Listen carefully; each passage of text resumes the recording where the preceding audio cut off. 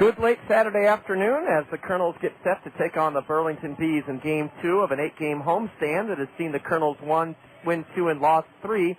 We'll give you the starting lineups for the Burlington Bees, our opponents this evening. Their record is 11-17. They're in the midst of a season-long 12-game road trip, and they broke a 5-game losing skid with a come-from-behind 10-8 victory in last night's series opener. Burlington skipper is Jim Gabella. He comes to the Kansas City organization having served as a scout in South Florida since 1997 for Cleveland.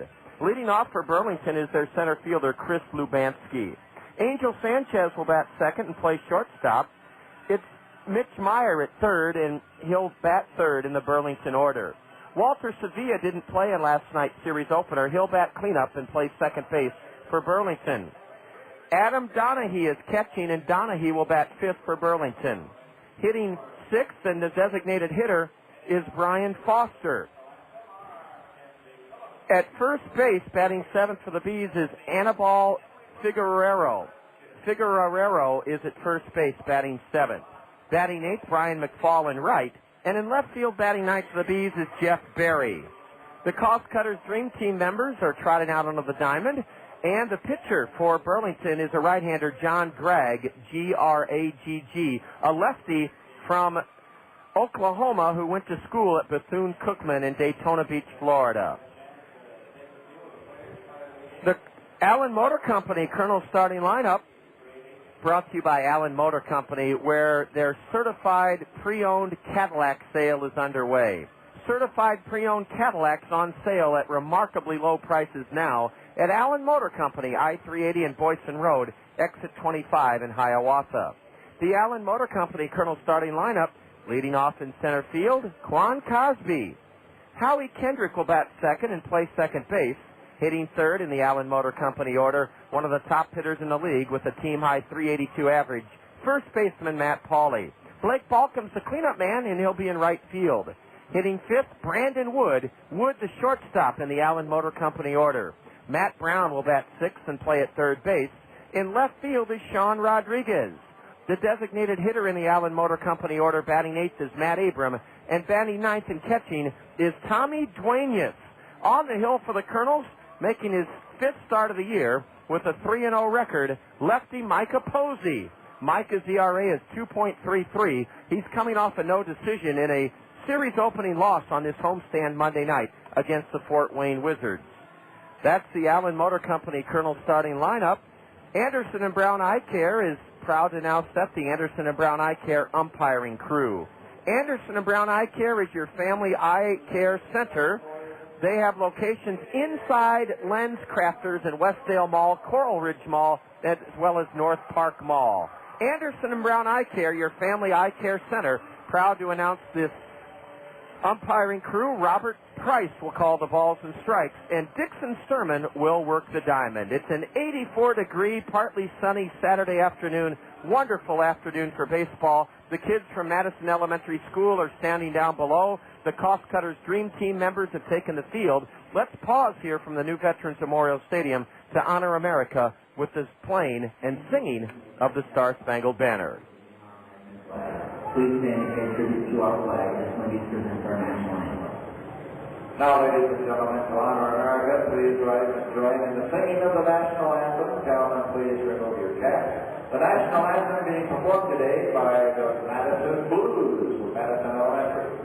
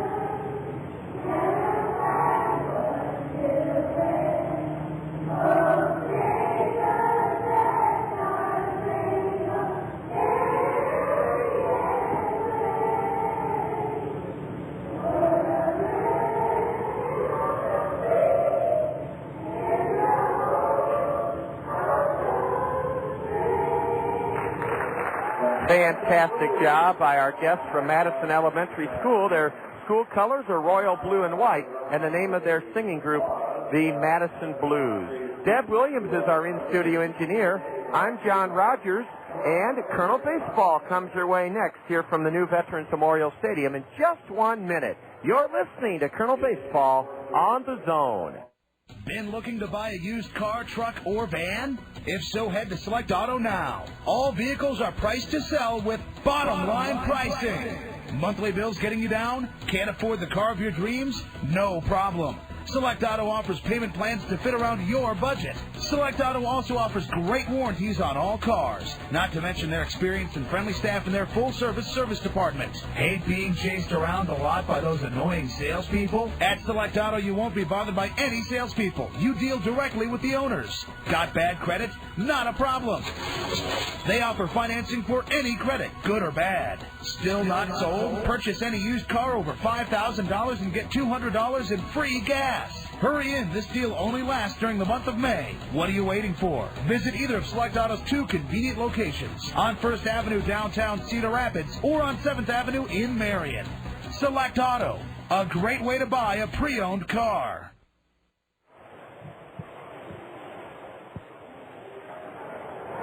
Beautiful late Saturday afternoon, the 16 and 12 Kernels, Class A Midwest League affiliate of the 2002 World Champion Anaheim Angels, versus the Class A Midwest League affiliate of the Kansas City Royals, the Burlington Bees. Before this one starts, thanks to State Farm Insurance agents Lanny Peterson, Al Shetler, Dale Thompson, and Gary Schubat, we have finals from this afternoon on the State Farm Major League scoreboard. At Wrigley Field, the Rockies edged the Cubs 4-3.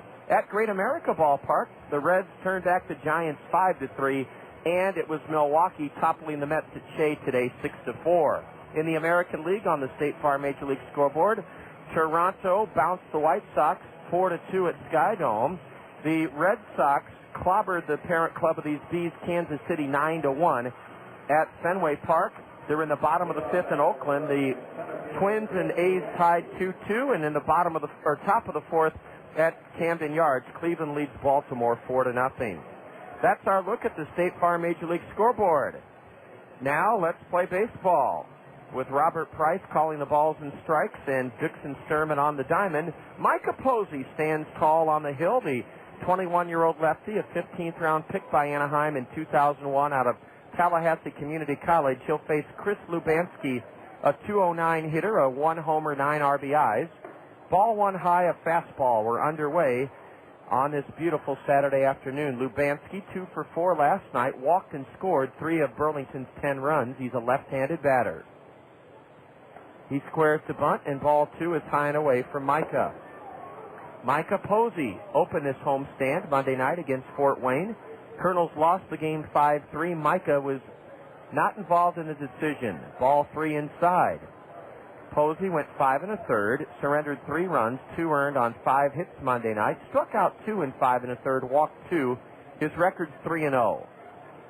He fires a strike call to Lubanski. Chris is just 19 years old, or check that, 20 years old now. And he walks. A 3-1 pitch was high, and Micah Posey has issued a leadoff walk to Chris Lubanski, first-round pick of Kansas City last year out of high school in Pennsylvania. I want to correct myself. He is 19 years old.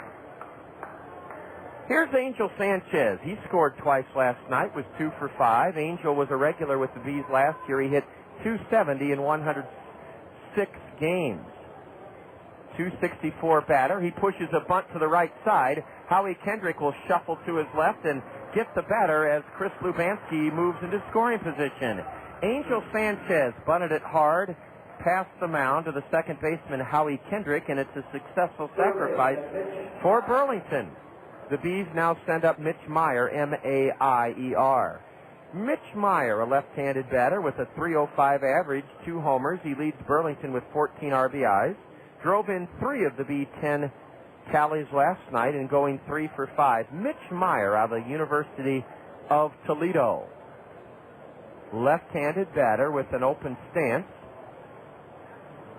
As the Bees have a runner at second with one out in the first inning, Micah paints the outside corner for a strike called. The Kernels go with an outfield of Sean Rodriguez in left, Quan Cosby in center, and Blake Balcom in right. Matt Brown at third, playing way off the line. The 0-1 to the left-handed batter over the head of Tommy Duenas, and it rolls out towards, well, right between the mound and third base. And I don't know if that'll be a pass ball or wild pitch. It looked like Tommy was bewildered and crossed up on the sign. Just like that, Chris Lubanski at third. And again, for right now, we'll rule it a wild pitch, but it may have to be a pass ball charged to Tommy Duenas. Runner at third for the Burlington Bees, one out here in the top of the first inning. Clinton has already won. The Kernels are tied with the Lumber Kings. Actually, now we're a half game behind them because Clinton clobbered West Michigan in Grand Rapids this afternoon, 13-2 Lumber Kings. Swing and a miss by the batter on a terrific changeup from Micah Posey. Strike two to Mitch Meyer. So the Lumber Kings have already posted a win this afternoon on the road. Here's a base hit into center, and it's 1-0 Clinton. Trotting home from third is Chris Lubanski, and a solid single by Mitch Meyer. That's his fourth RBI in the first two games of this series. And the Lumber Kings handing the Kernels a taste of their own medicine. We jumped all over the Lumber Kings for 6 runs in the first inning last night. Unfortunately, wound up losing the ballgame 10-8. But the Lumber Kings draw first blood here this afternoon as they lead it 1-0. The batter is Walter Sevilla, S-A-V-I-L-L-A. He did not play last night. Right-handed batter, only 5'8", 170, a pitch inside. The runner goes. The runner steals second. A stolen base for Mitch Meyer. And the Kernels have to try to summon up some bit of extra oomph in their step here this afternoon. We're kind of playing the same tune we did after the first inning last night, and that is we look just a little bit flat. In Tommy Duenas' defense, that was an off-speed pitch, very difficult for him to even make it close, and it was rather close at second. Now a change-up, a strike on the outside corner to Walter Sevilla. 1-1 to Walter. He's from Nicaragua. He's 22 years old, graduated from Palm Beach Community College. Was originally drafted by Milwaukee in 2000, but stayed in school and then transferred to Tennessee. So he's a volunteer, and he cranks one foul to the railing of the third base B dugout. Burlington is in uniforms that look so much like their parent club, the Kansas City Royals. Gray trousers and jerseys, blue socks, royal blue shoes, royal blue numbers. Micah ahead 1-2 with the sun shining brightly. Strike 3 called on the inside corner. Walter Sevilla called out on strikes, 2 away for the Bees here in the first inning. Walter Sevilla down on strikes. The batter is the catcher, Adam Donahue. Donahue is from Orlando, Florida, and he's in his third year of pro ball. Adam was 1 for 3 last night. He takes a strike, a fastball on the outside corner. Donahue singled and scored in the B 3-run third inning. Burlington trailed 7-5, but scored 2 in the 7th to tie the game, 3 in the 9th to take a lead, and then hung on with the Kernels threatening to tie it or win it in the bottom of the 9th. Strike 2 called on the inside corner, a fastball to the right-handed hitting catcher. 141 is his average, no homers, 6 RBIs. Burlington is a team batting .207. The 0-2 to Adam Donahue. High and in, and that missed on purpose, ball 1. Lonnie Thorsten, did you tell Carla what time you got up this morning? Oh, yes. You can get my face off. 1-2 to the batter with 2 out and a runner at second. A high pop foul. That one will land in the premier seats behind home plate. Nobody seems too eager to chase after it for some reason. Well, maybe everybody's had a hard day working in the yard and then had an early supper here at the ballpark, and maybe they're in that kind of drowsy state that sometimes we get into. Adam Donahue, a right-handed hitter in a 1-2 hole as Micah checks the runner at second and delivers. A pitch in the dirt, and it skids away from Tommy Duenas. On to third goes Mitch Meyer. That could be the second wild pitch of this inning. At any rate, Meyer's at third now, and the count 2-2 on Adam Donahue. He spells his last name Donachie. Stands straight away from the right side, and down on strikes he goes. A pitch in the dirt. Tommy Duenas recovers and throws to first to complete the strikeout of Adam Donahue. It went 2-3. So all things considered, a very good first inning for Micah Posey. He gave up a leadoff walk and threw 2 wild pitches, and the Bees stole a base. They score 1 run on 1 hit. There were no Kernel errors, and Burlington leaves a runner on. And after 1 half inning, the Bees won. The Kernels nothing. You're listening to Kernel Baseball on the Zone. Look around you. Everyone's different. Some of us are tall, many of us are short. If you think about it, there are many important differences among people. That's what makes us all individuals. Insurance needs are individual, too. Talk to your Pekin Insurance Agency, Sheets, Forrest, Draper Insurance in Marion, about the proper insurance coverages for your individual needs. See Scott Draper at Sheets, Forrest, Draper in Marion about insurance for your home, auto, life, health, or business. You can depend on your hometown professionals with Pekin Insurance. Renowned for his blazing fastball, Iowa's Hall of Fame pitcher Bob Feller earned the nickname Rapid Robert. The baseball immortal performed miraculous feats no matter which name he was called. The same holds true for Banks Heating and Air Conditioning. They're now known as Comfort Solutions by Banks. The new name, Comfort Solutions by Banks, brings with it the same quality and dependability you've counted on for years.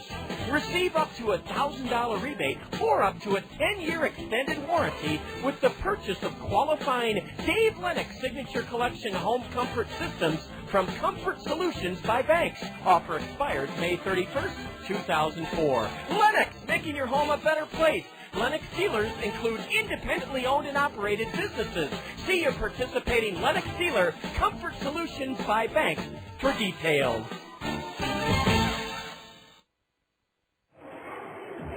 John Gregg, a lefty, making his second start. He was brilliant in his first start of the year. That was a week ago in Game 1 of a twin bill that the Bees played against the Swing of the Quad Cities. Gregg was a 4-0 complete game shutout winner over the Swing.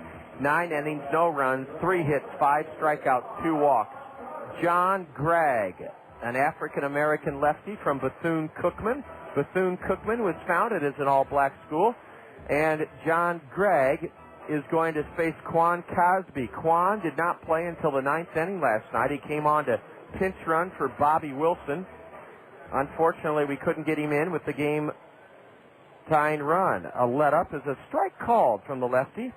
Pitched at Arkansas Little Rock as well as Bethune-Cookman. Went to school at Eisenhower High in Lawton, Oklahoma. The 0-1 to Quan is a strike on the outside corner, 0-2. Quan hitting .225, 2 homers, 4 RBIs, 3 triples, 6 stolen bases. Switch hitter batting right. Gregg's 0-2. Strike 3 called. John Gregg got 3 in to Quan Cosby, and Quan left absolutely mystified as Gregg painted the corner 3 times at the knees for a 3-pitch strikeout. Now Howie Kendrick will face the lefty. Howie batting .286, 1 home run, 9 RBIs. Howie's on Mike Kuhlbeck's Who's Hot list. He has 5 straight multiple hit games. In those 5 games, he's hitting .478 with 4 doubles and 5 RBIs. His average up to .286. A strike on the outside corner. Now a high pop foul off to the right. 5 pitches, 5 strikes for lefty John Gregg. He's flanked by Mitch Meyer at third, Anabel Figueroa at first, up the middle Angel Sanchez at short, and Walter Sevilla at second. Ball 1 missed just outside. In left, Jeff Berry, Chris Lubanski in center, and in right, battling a tough Sun field, Brian McFall. A ground ball up the middle, and it's a base hit past the diving second baseman Walter Sevilla. Howie Kendrick continues his red-hot hitting. Kendrick last night was 2 for 5, doubled and scored in the Kernels' 6-run first inning. In fact, he started the game off for the Kernels with a double. Kendrick has singled through the middle on the ground, and the Kernels have the tying run on for Matt Pauley. He also is swinging a torrid bat, a 9-game hitting streak during which he's batting .485. His average is up to .382. He was 4 for 5 last night, and he rips one foul into the screen, strike one. Pauley, an RBI single in the first, tripled, doubled, scored 3 times, went 4 for 5 as the Kernels let a 6-0 lead after one inning slip away in a 10-8 loss. Matt Pauley, 3 homers, 17 runs driven in, left-handed batter. Pops one off his 5th foul into the third base stand, strike 2. John Gregg takes less than 6 seconds between each pitch. He's not a tall guy at all. He's 5'10", 185. 9th round pick of the Royals last year. To try to slow his momentum down, Pauley stepped out. Is Howie Kendrick running? No, a curve in the dirt taken for ball 1 by Matt. Good crowd here. We thought the turnout for the welcome home ceremony for the Signal Battalion was inspiring, and that's why Andy Pantini told us about it on the dugout interview. Over 3,500 were here. A beautiful Uncle Charlie, strike 3 called. Matt Pauley was frozen on that breaking pitch. He's gone on strikes for the second out of the inning. 1-0 Burlington. Blake Balcom at the plate. Balcom hitting .298. Blake has hit safely in 14 of his last 18 games.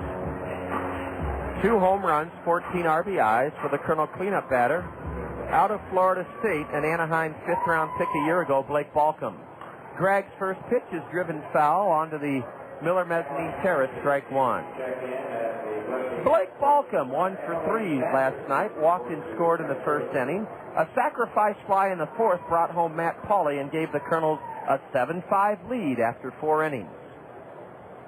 Blake stands straight away from the right side, and a strike on the outside corner from the 5'10" lefty, 22-year-old John Gregg. A shutout complete game victory last week at the new John O'Donnell Stadium, 4-0 over the Swing of the Quad Cities. He fires high and away for ball 1. Gregg has pitched 22 innings. This is only his second start of the year. His other 6 appearances were out of the bullpen, and he's only given up 16 hits in 22 frames. The 1-2, the runner goes, and a pitch is lifted foul way down the right field line onto the Papa John's Plaza. Howie Kendrick returns to first. He's the tying run here in the bottom of the first inning. 1-0 Burlington. Great to see all the kids and parents basking in the warm 84-degree sun in the Papa John's Plaza. Those aluminum-backed bleachers down the right field line. A curve is grounded to third. It should end the inning. The third baseman throws to Walter Sevilla at second, and Blake Balcom forces Howie Kendrick 5-4 to end the Colonel first inning. Nothing like last night's first. We sent 10 men to the plate, scored 6 runs. No runs in the first for the Colonels this afternoon, 1 hit. There were no errors committed by Burlington, and the Kernels leave a runner aboard. We go to the second with the Bees on top, 1-0. You're listening to Colonel Baseball on the Zone. Winning requires determination, energy, power. At Alliant Energy, we know the power of teamwork. Our team gives its all every day to deliver reliable power to you. We're committed to meet the growing needs of our customers. Delivering safe and environmentally friendly energy keeps us focused. Our dedication to serve our customers keeps us on our game. And that's a winning combination. Alliant Energy, we're on for you. The road to glory. For one truly exceptional individual, the lure of America's pastime and baseball immortality brought him to Cedar Rapids, Iowa. This is his story. Even though he is a quiet, reserved man, many say he left an indelible mark in Cedar Rapids baseball history. ESPN Radio's Bobby V. They say if he ever does go back, Rob Dibble will end up serving hard time. His work with wayward women inspired teammates and fans alike. ESPN's Mike Golick and Mike Greenberg. I hear Dibble got his first tattoo in Cedar Rapids. That's not the first thing he got in Cedar Rapids. Rude? Maybe. Lewd? Okay, I'm guilty, but never tattooed. Not Cedar Rapids. Rob Dibble on the road to glory. The Zone. Tibbs, trust me, it's okay for you to visit Cedar Rapids. That restraining order's been lifted.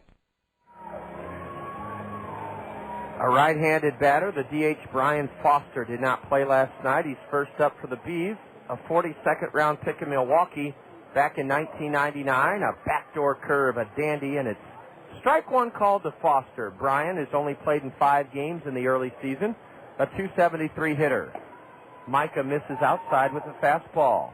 Brian Foster, he is 23 years old, originally taken by the Brewers. He lifts one into left center for extra bases. It'll go to the 378 mark, and Quan Cosby will retrieve it on the warning track. Brian Foster is into second with the leadoff double. Foster drilled one into the left center field gap, and Burlington threatens to add to their 1-0 lead here in the top of the second inning. Anibal Figueroa did not play last night. Unusual name. Put in a full season half a season with the Bees 2 years ago and hit .221. He's from the Dominican Republic, Anibal Figueroa. Tall right-handed batter. He'll try to hit the ball to the right side of the Kernel infield to get the runner to third. Micah, cognizant of that, pitches inside on the inside corner for strike one called to Figueroa.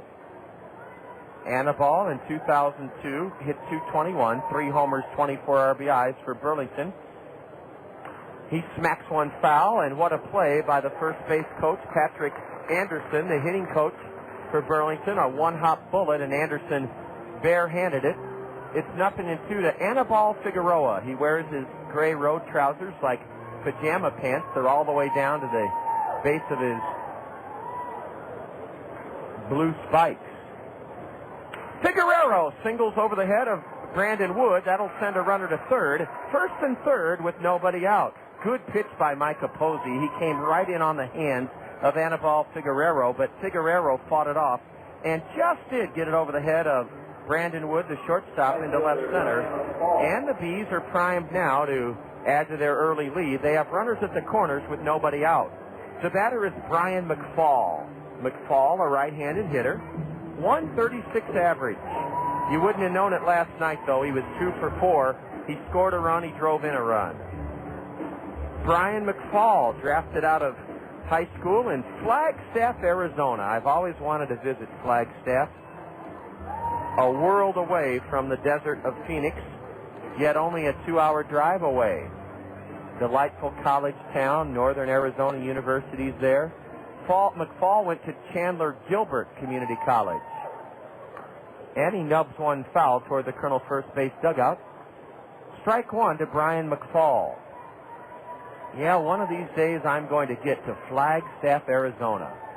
They say it can be 105 degrees in Phoenix and 65 in Flagstaff. A double play ball to Brandon Wood. He backhands, throws to second, out. No other play. A good play by Brandon. 2-0 in favor of Burlington. Brian Foster scores on a fielder's choice force out. Wood to Kendrick. It went 6-4. The ball wasn't hit hard enough, and it was hit too deep into the hole for the Kernels to turn to. A very wise decision by Howie Kendrick as he held on to the ball at second after Anibal Figueroa was forced. The Bees jump ahead 2-0. They have a runner at first with 1 out, and the batter is the number 9 hitter, Jeff Berry. Jeff Berry, B-A-R-R-Y, 0 for 4. There goes the runner. A throw to first. Pauly throws high, safe at second. Oh, the Kernel lackadaisical play continues as Micah Posey had the runner picked off, but then Matt Pauly let it loose high. Brandon Wood had to leap high to prevent a wild throw, and even though the Kernels had McFall picked off, he steals second base. We are playing giveaway, giveaway, giveaway in this first 2 games of the series. We give away bases, we give away runs, and when you're that generous, it usually haunts you. Jeff Berry takes high, ball 1. The Goodwill Blaster launched T-shirts from Goodwill and hot dogs into this good-sized crowd on this late Saturday afternoon. That happened between the bottom of the first and top of the second, and that Goodwill Blaster is the most exciting 90 seconds here at the new Veterans Memorial Stadium.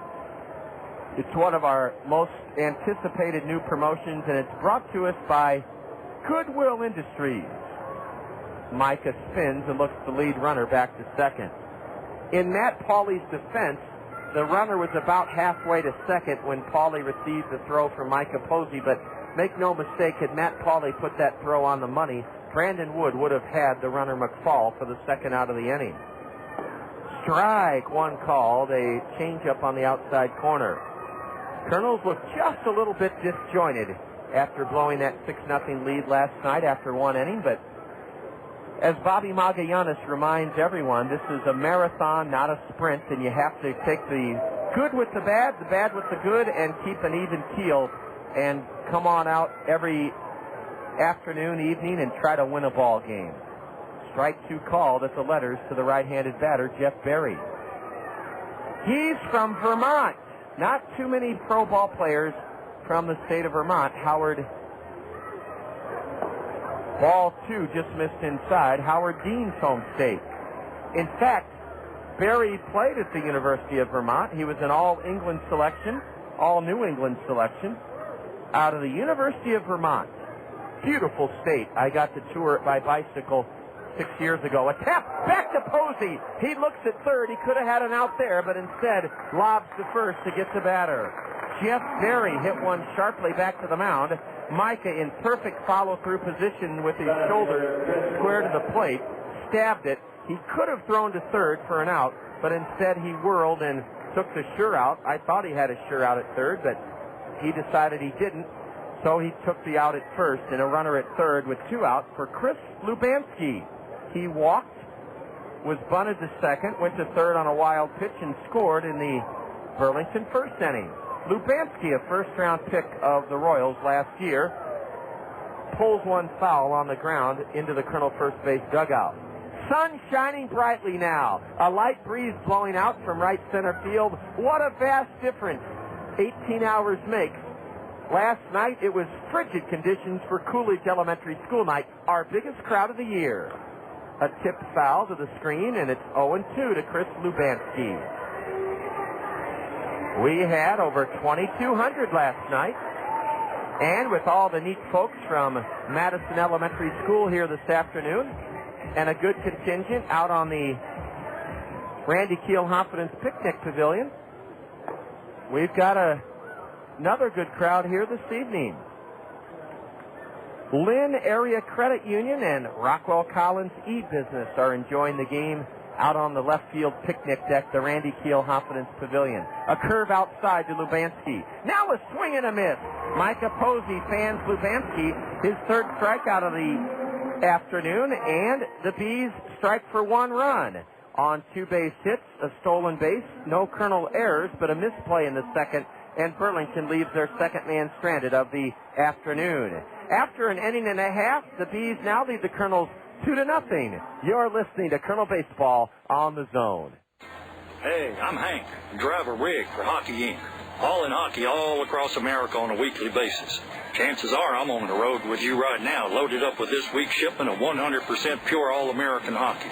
Just a solid blend of work ethic, discipline, and teamwork. Made fresh, delivered fresh. So if you see me coming up in your rear view, make way. Move it along, Sally. This ain't a parking lot. The NHL on ESPN. Made in America, delivered on Thursdays. At Bank Iowa, our professionals know how important your financial future is to you. Bank Iowa can best meet your needs when you allow us to be a part of your financial plans. Our entire staff from all areas of the bank realizes the most important part of our bank is you, the client. We bring it all together to make banking comfortable and convenient right here at home. Member FDIC, Equal Housing Lender. Bank Iowa, Iowa's hometown bank. Hello, Eastern Iowa. This is Doug Worthen with Carousel Ford of Iowa City, and we'd like to thank you, our customer, for making us the #1 auto retailer in Johnson County and all of Eastern Iowa. So we are doing just that. In a true effort to show our commitment to you, Carousel Ford of Iowa City will soon be opening our new state-of-the-art facility on the corner of 218 and Highway 1 on Mormon Track. Come let us show you how we'll earn your business the good old American way. Fair, simple, and honest. Carousel Ford, 217 Stevens Drive, next to the Waterfront Hy-Vee. Soon to be on the corner of 218 and Highway 1 on Mormon Track in Iowa City.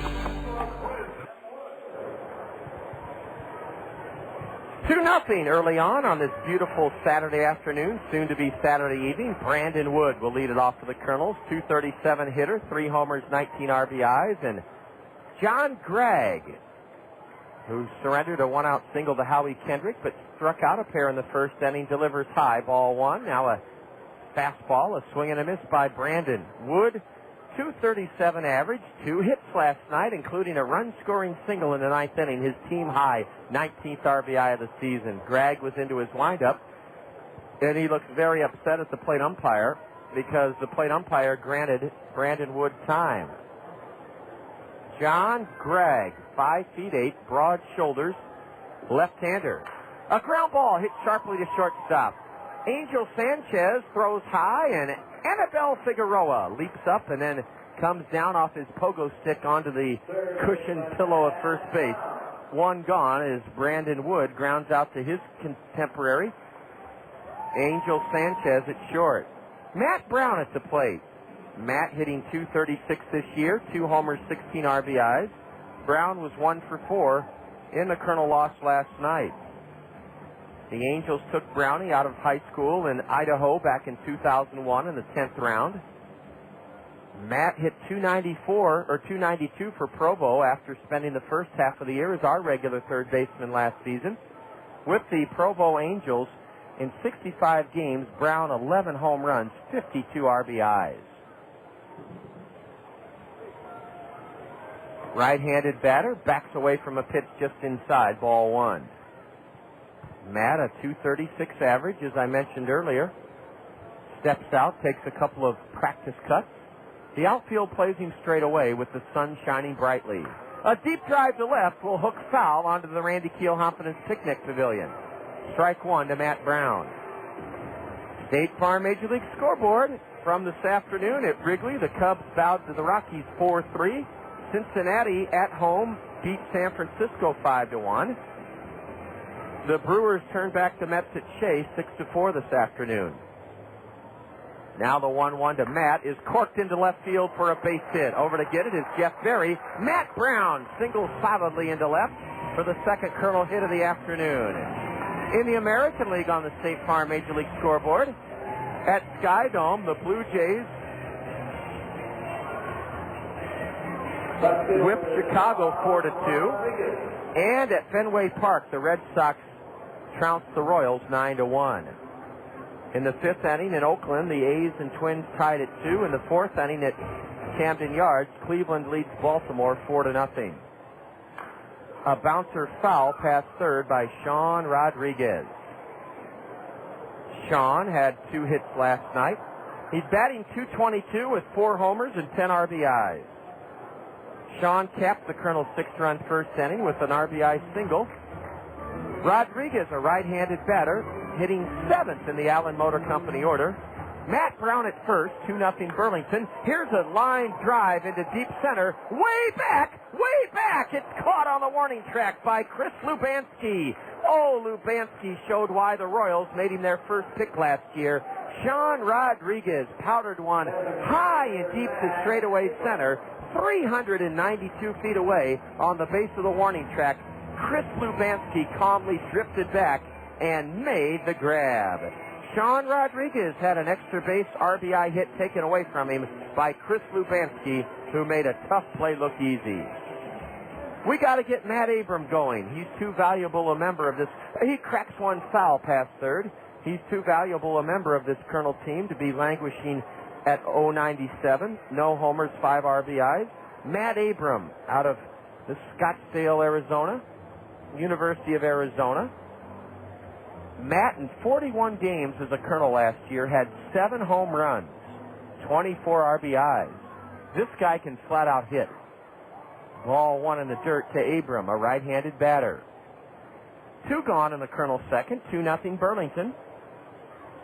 On a delightful Saturday afternoon. Boy, oh boy, the crowd that's here, and there is a healthy-sized crowd with all the activities going on in early May on a gorgeous day.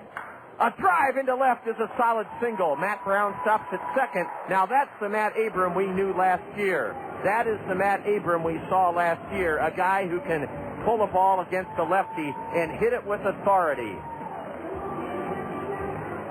Matt Brown stopped at second, and now Tommy Duenas at the plate. Tommy hitting just under 100, 093. No homers, 4 RBIs. Even though the Kernels don't have great speed on the bases, I think Bobby Magallanes, to help Tommy Duenas come out of his hitting doldrums, might start the runners.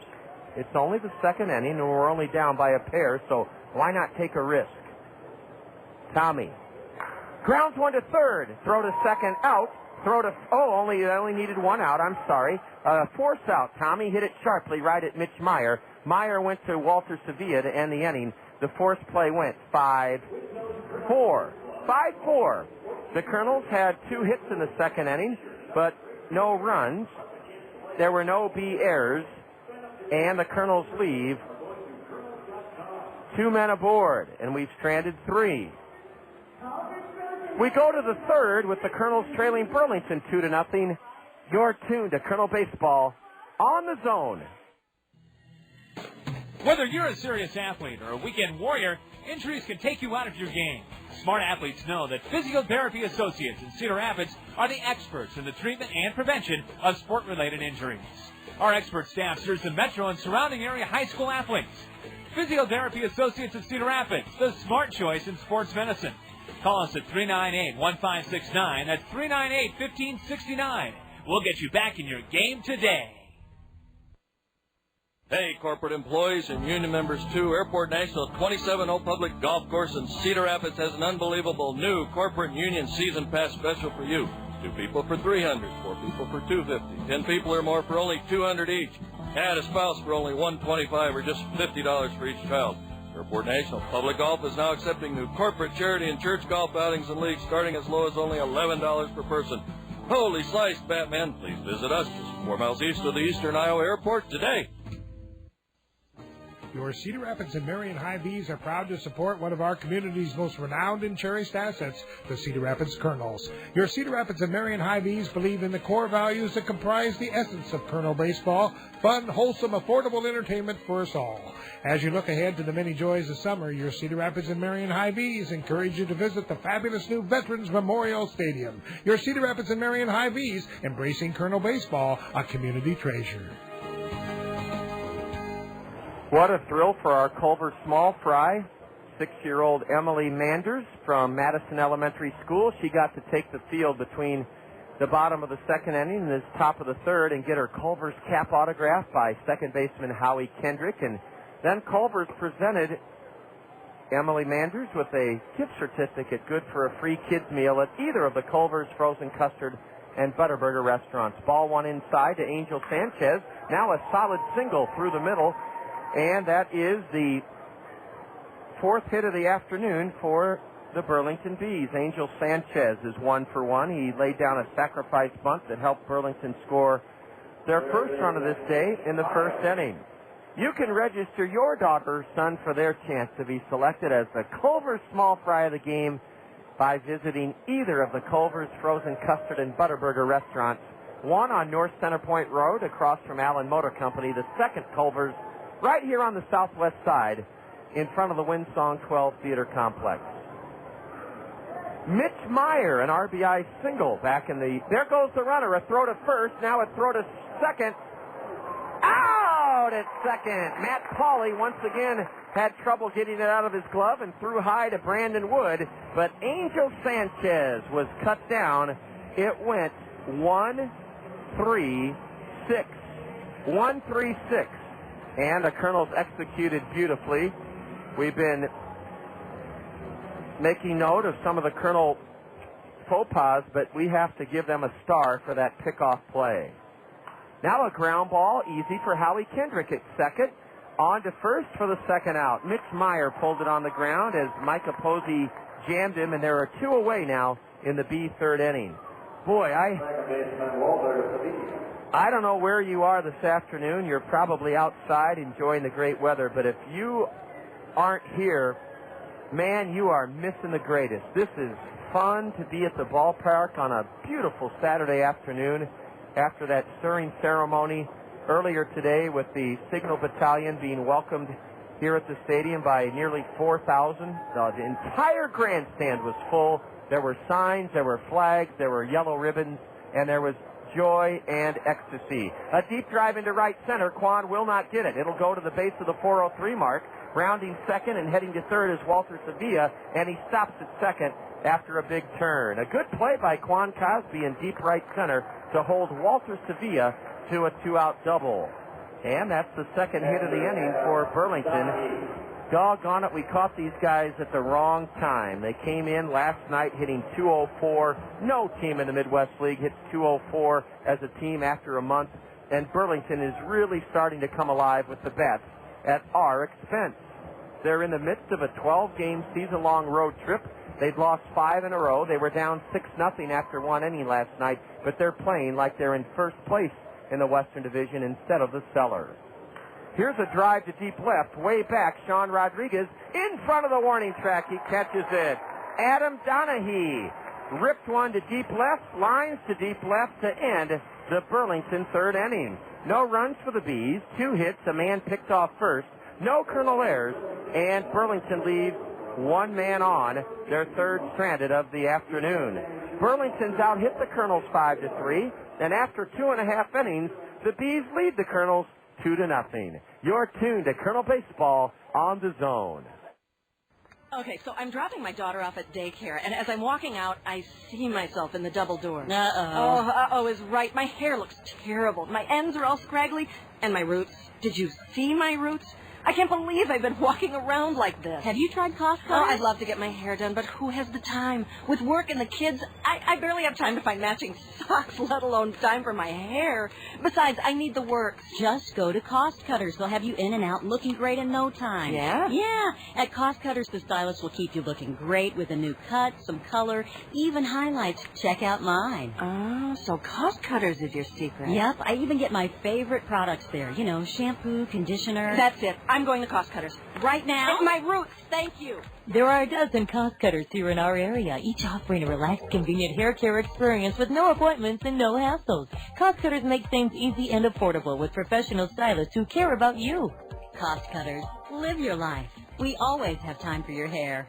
Hey, where were you earlier for the Dan Patrick Show? Actor Tim Robbins joining us on ESPN Radio. Did you take one character, any character in mind when you came up with the character or added to the character of Nuke LaLoosh? Oh, yeah, he's a kind of a combination between Fernando Valenzuela and John Travolta. Okay, I knew that breathing through the eyelids would be Fernando, but where did the Travolta part come in? The walk and the white suit. The Dan Patrick Show, weekdays on ESPN Radio. Lefty John Gregg. Gregg shut out Quad City in the first game of a doubleheader at John O'Donnell last Saturday, a complete game 4-0 winner. He's now pitched 11 scoreless innings because he shut us out through 2 here so far this afternoon. Quan Cosby looked at 3 pitches, all for strikes in the first inning. Quan should be well adjusted now to this southpaw, having seen 3 strikes in the first inning. A strike on the inside corner at the letters. Quan can't believe the call by the plate umpire Robert Price. Halo happenings, results from around the Anaheim Angel organization. John Lackey's back on track, the year 2000 Colonel opening day starter. Game 7 World Series winner 2 seasons ago as Quan rolls one foul to the railing to the third base dugout. Is in the hole 0-2. John Lackey upped his record to 3-3. A complete game 3-hit shutout last night at Anaheim. 1-0. The Angels blank Tampa Bay. Angels have the best record in the big leagues. They're 20-10. A ground ball foul into the Burlington third base dugout. It's still 0-2 to Quan. Salt Lake was rained out. Double-A Arkansas was trampled by Midland 15-6. Alberto Callaspo had 2 doubles, 2 RBIs for the Travelers, who lost 15-6. Ball one high to Cosby. Richard Fisher was hung with the loss. He's 2-4, former Colonel right-hander. Gave up 8 runs on 8 hits in 5 innings. Richard Fisher, 2-4 with Arkansas. A curve is drilled into left. That's a base hit for Quan Cosby. And that's a microcosm of how much Quan has matured as a ball player. Quan Cosby struck out on 3 pitches looking in the first inning. He was in the hole 0-2 here in the third inning. Fouled off 2 pitches and then wrapped a single into left. And the Kernels trail only 2-0, and they have Quan Cosby at first with nobody out. Rancho Cucamonga in 11 innings lost to Lake Elsinore 8-7 last night. No former Kernels figured prominently in that loss. Boy, you look at the records of the Angels and then their farm teams, and we are very, very blessed and lucky. I'll give you the records here in a moment. The 1-0 to Howie instead of throw to first. Quan back standing up. Anaheim, our parent club, has the best record in the majors, 20-10. Arkansas AA, 17-10. The Kernels have lost 2 in a row and are 16-12. Salt Lake at AAA, 15-13. Now the 1-0 instead of throw to first, and Quan back standing up again. The only team in the Anaheim system under 500 is Rancho Cucamonga, and they're 12-16. What a magnificent system, top to bottom, we are fortunate to be a part of with the Anaheim Angels. Quan not running, and a strike on the outside corner as the lefty turned it over a little bit to Howie Kendrick. Howie singled in the first inning to extend his hitting streak. Well, let's see how many he has. A 5-game hitting streak by my count. A change-up and a swing and a miss by Kendrick. Strike 2. That ball came in what appeared to be slow motion. Let's go back to last Sunday and see if Howie had a hit. No, Howie did not play last Sunday. A 1-2 pitch is fouled off to the right. It's 1 ball, 2 strikes to Howie Kendrick, who does own a 5-game hitting streak. Quan Cosby at first has 6 steals and 7 tries. A 2 o'clock start tomorrow afternoon. 2 o'clock tomorrow. A looper over the second baseman's head into right center. That'll send Quan racing around second. He'll try for third. He is safe at third. First and third. Nobody out for the Kernels. Howie Kendrick has yet another multiple hit game. His 6th multiple hit game in a row. Howie Kendrick has his 6th multiple hit game in a row. He's extended his hitting streak to 6 games. And he has Quan Cosby at third, himself at first with nobody out here in the bottom of the third inning. The Kernels have a great chance to cut into the 2-0 B lead or tie the game or take the lead here in the bottom of the third inning. Matt Pauley struck out looking in the first inning.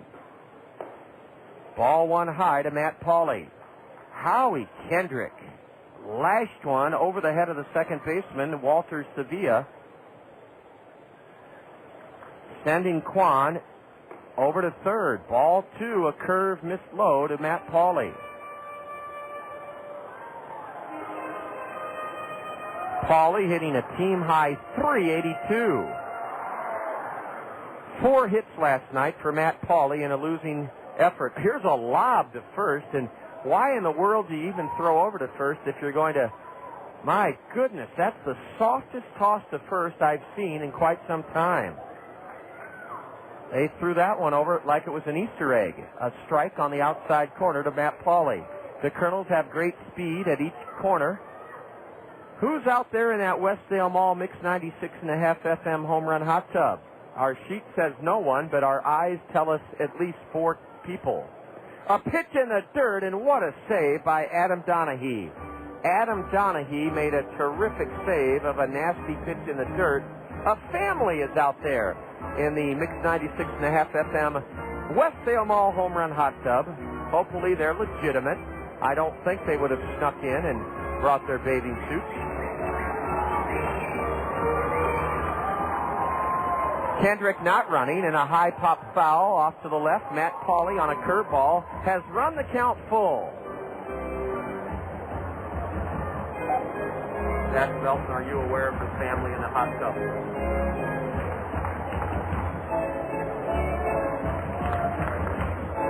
Now let's see if Howie Kendrick is running. Quan at third, Howie at first, a throw to first, and Kendrick is back standing up.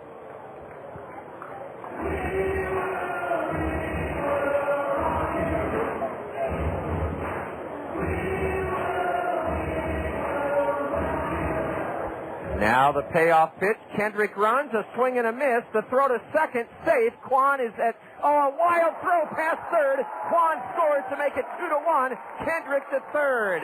The Kernels' speed put all sorts of pressure and it put the whammy on the Bees. Pauley struck out swinging, and then Howie Kendrick lit out for second. He stole second. The throw was in the dirt. The second baseman, Walter Sevilla, had Quan Cosby trying to get back to third, and he threw wildly past the third baseman over his head, Mitch Meyer. And now Howie Kendrick is being awarded home plate. Howie Kendrick is being awarded home plate, and the Burlington skipper, Jim Gabella, can't believe it. This game may very well be tied 2-2. In fact, the umpires are trying to explain to Jim Gabella why this game is tied 2-2. A strikeout, a steal of second by Howie Kendrick, and Sevilla threw in behind Cosby. They would have had Quan at third base, but the ball went sailing to the left of Mitch Meyer, apparently went into a camera well or some ground rule, and 2 runs are in on a strikeout. Base is empty, 1 out, and ball 1 high to Blake Balcom. That Kernel running produced 2 runs, and that's why I am constantly harping on why I think the running game is the most important and overlooked part of baseball, with the long ball emphasis in this modern era. A steal for Kendrick and an error on the second baseman. Now ball 2 way high and outside to the batter, Blake Balcom. Jack, I was only making sure that that party in the hot tub was legitimate. If they emailed you, that's fine. Ball 3 is low to Blake Balcom.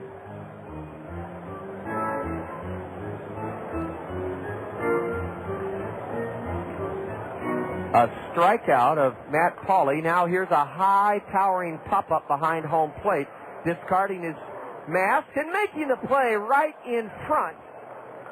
Right in front of Lonnie Thorson is the catcher. Lonnie Thorson, our director of game day operations, saw the catcher, Adam Donahue, come right towards that umpiring door. And Lonnie has a big grin on her face because Adam Donahue was almost distracted as he threw his mask off when he looked Lonnie right between the eyes. Oh, brother, Blake Balcom is fouled out to the catcher, Donahue. Now Brandon Wood hits one a mile high to shallow center. This could be a difficult play. The center fielder calls everybody off, though, and Chris Lubanski has it. Blake Balcom fouled out right in front of the backstop behind home plate, and then Brandon Wood pops up to shallow center to end the Kernel third inning. But the Kernels scored 2 runs on 2 hits. 1 huge Burlington error. Nobody left for the Kernels. It's a brand new game as we go to the top of the 4th inning. Kernels 2, Burlington 2. You're listening to Kernel Baseball on the Zone. Kernels fans, your Cedar Rapids Taco Bell restaurants have something new for you to cheer about this season. A Taco Bell 10 spot. When the Kernels score 10 or more runs in any game this season, you'll score beef tacos for just 39 cents the very next day at any Cedar Rapids Taco Bell. That's a savings of 50 cents per taco. Limit 10 per customer. Remember, when the Kernels put up a Taco Bell 10 spot by plating 10 or more runs in any game, you get up to 10 39-cent beef tacos the very next day at any Cedar Rapids Taco Bell.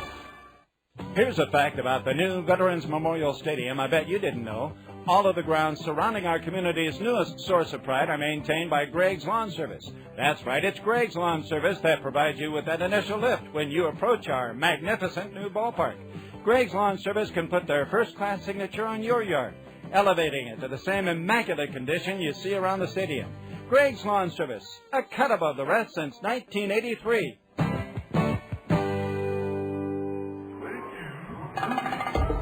The Crown Plaza 5 Seasons is Cedar Rapids' exclusive downtown hotel. Make plans to experience a spectacular view from the top of the 5 restaurant. Start your day off with us for breakfast, or make a lasting impression on your business associates by treating them to our signature lunch buffet that changes daily. For any occasion, enjoy an elegant dinner or the Eddie Picard Jazz Trio in the city's only rooftop restaurant. The Crown Plaza 5 Seasons, top of the 5. We're tied at 2 thanks to a pair of singles by Quan Cosby and Howie Kendrick, and a running game that caused a big Burlington throwing error by Walter Sevilla, their second baseman. 2-2 the score as the designated hitter Brian Foster doubled into left center and scored in the second inning. He's taken a pitch high, now a fastball inside. And it's 2-0 to Brian Foster. He's leading off the 4th inning. Micah's next pitch is outside to the screen, ball 3. Well, Micah Posey should have some big boost in his morale after his team scored a pair in the bottom of the 3rd inning. But he's fallen behind Brian Foster 3-0. And he walks him on 4 pitches. That's very uncharacteristic of Micah Posey to have his team tie the game with 2 in the bottom of an inning and then come out and not be able to throw a strike in the next half inning. But maybe we can get a double play. Annabelle Figueroa singled in the 2nd inning. The hits are even at 5 apiece, and the game is tied at 2 apiece in the top of the 4th inning.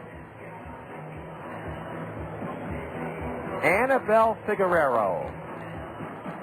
Strong right-handed batter, slightly open stance, wide girth at the plate. A changeup floats in for a strike on the inside corner. The wind still blowing out towards right center field. Great to see that Randy Keel Confidence Picnic Pavilion brimming with activity. A throw to first, and the runner back standing up, Brian Foster.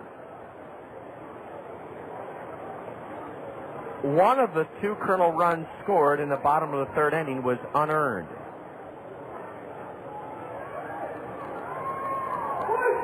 A high pop foul. Out of play, off to the right. It's 0-2 to the batter. I think, well, possibly both were unearned. Perhaps both were unearned runs on the throwing error by Walter Sevilla. He really should have had Quan Cosby at 3rd after the steal of 2nd by Kendrick, but he threw it away. A toss to first, and the catcher, serving as the DH, Brian Foster, back standing up. The Kernels are in their white home uniforms with red socks, navy blue caps, red bills. Our record at home this season, 9 wins and 7 losses.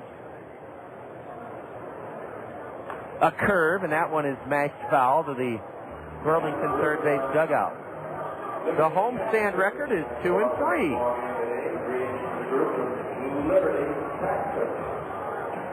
We've just passed the top of the hour, so we'll call it late afternoon, now early evening, and you're listening to Kernel Baseball with Deb Williams as our in-studio engineer. I'm John Rogers. This is The Zone, ESPN Radio 1600 AM.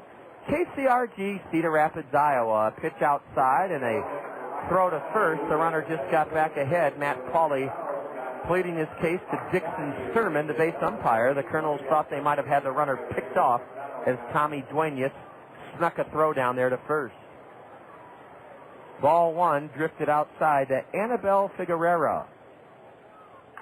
He loops a soft fly ball into shallow right. Diving catch by Blake Balcom. He throws to first, not in time. Sensational headlong dive by Blake Balcom to rob Figueroa of a Texas League single. Blake Balcom had to race in, and that ball was falling fast. He dove headlong with his glove turned upwards. He didn't turn it into the basket catch position. He had his palm facing the ground, and he made a sensational diving catch to rob Figueroa and to hold a runner at first base.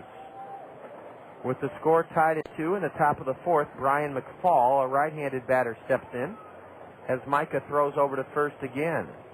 I think Brian Foster is chuckling to himself, saying, hey, I'm a catcher by trade. I'm not going anywhere, but that, too, could all be a decoy. He may be indeed trying to run. A pitch outside, another snap throw to first by Duenas, the runner back again. 2-2 our score. The Bees broke out on top with a run in the first, a run in the second. The Kernels tied it on a pair of base hits by Quan Cosby and Howie Kendrick in the bottom of the third inning. A high pop foul, and this one behind home plate.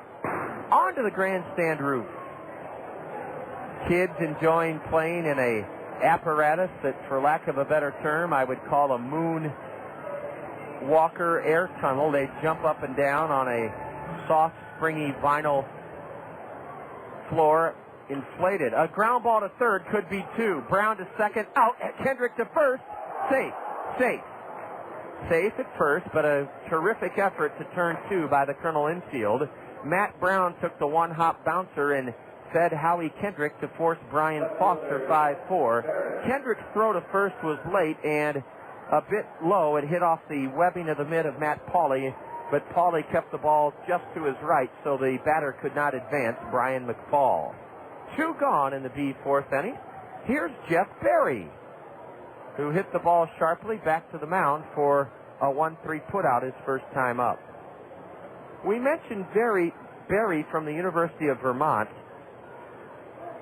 Vermont was known until just a couple of years ago for their Division I men's hockey program, but remember, their men's basketball program has made the NCAA field the last 2 years. In fact, I think they gave UConn a pretty good game the first round of the NCAA tournament in basketball. Their school colors are green and white, I know that. I think their nickname is the Catamounts or the Tatamounts. I'd have to look it up. It's a beautiful state, very small, and they were put on the map nationally by the Iowa caucuses that saw Howard Dean and all his Deaniacs in orange caps. Some of them rub people the wrong way. Ball one is, well, a strike at the knees to Jeff Berry. I thought it was in the dirt. A throw to first, the runner back.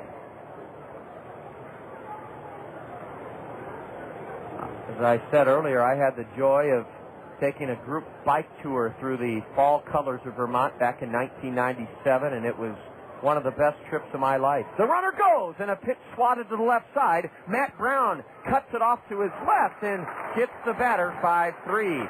Jeff Berry with the runner going, tapped to the left side. Brandon Wood had to vacate his shortstop position to be at second, and Matt Brown took command, and he cut it off and threw the batter out. In the fourth inning, no runs after a leadoff walk for the Bees, no hits. A great catch in right by Blake Balcom. There were no Colonel errors. And Burlington leaves a runner aboard. They've stranded 4 in 4 at-bats. After 3.5 on this beautiful Saturday evening, it's the Colonels 2, Burlington 2. You're listening to Colonel Baseball on the Zone.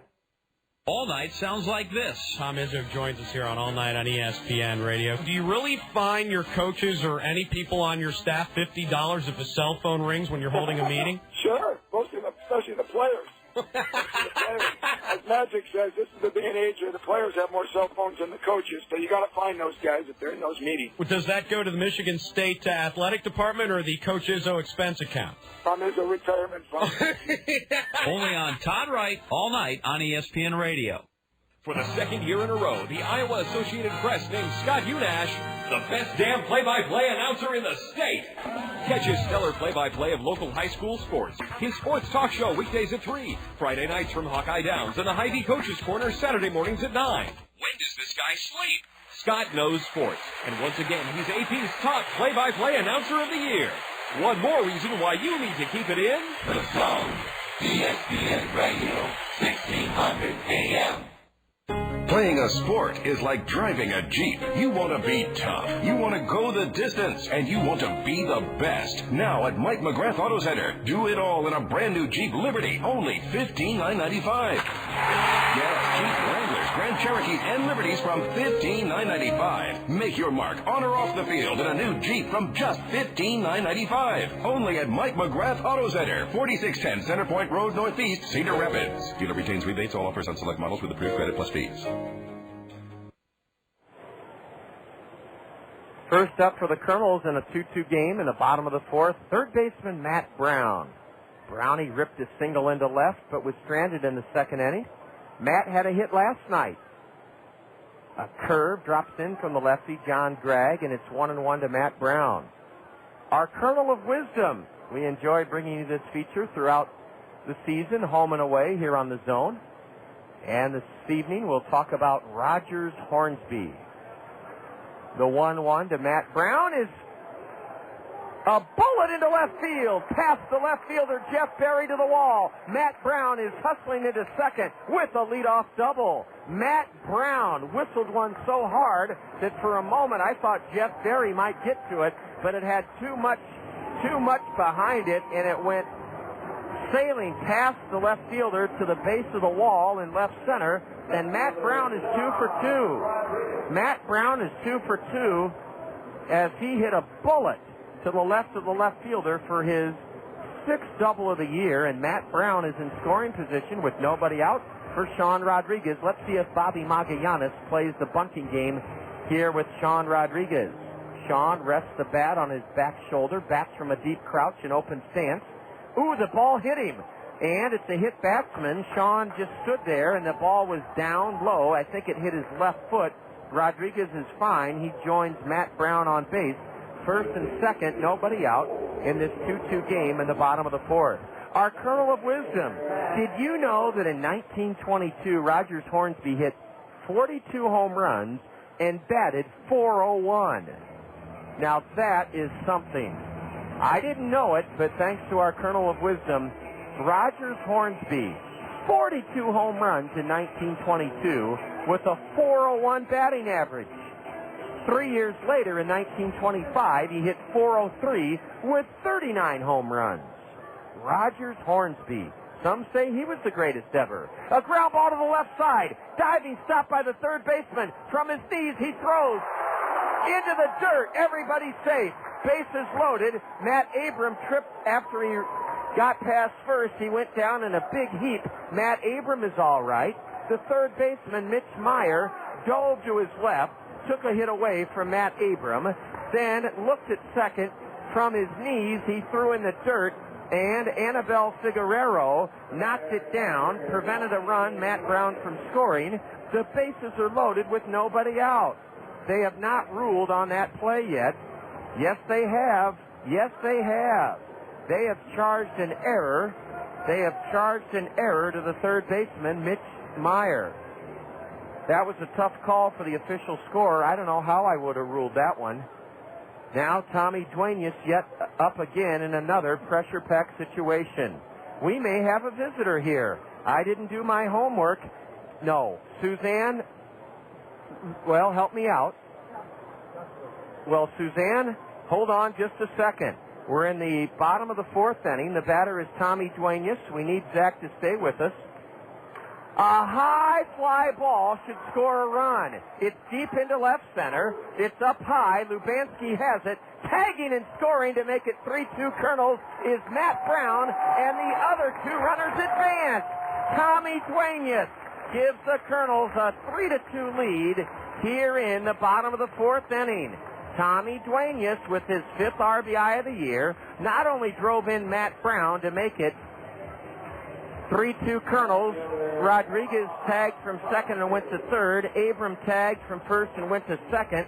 A poor baseball play by Chris Lubanski. We're going to hold on, Zach Melton, and welcome our guest in the 5th inning. I'm glad she's here because I need to get a little bit of background from you again on her pronunciation.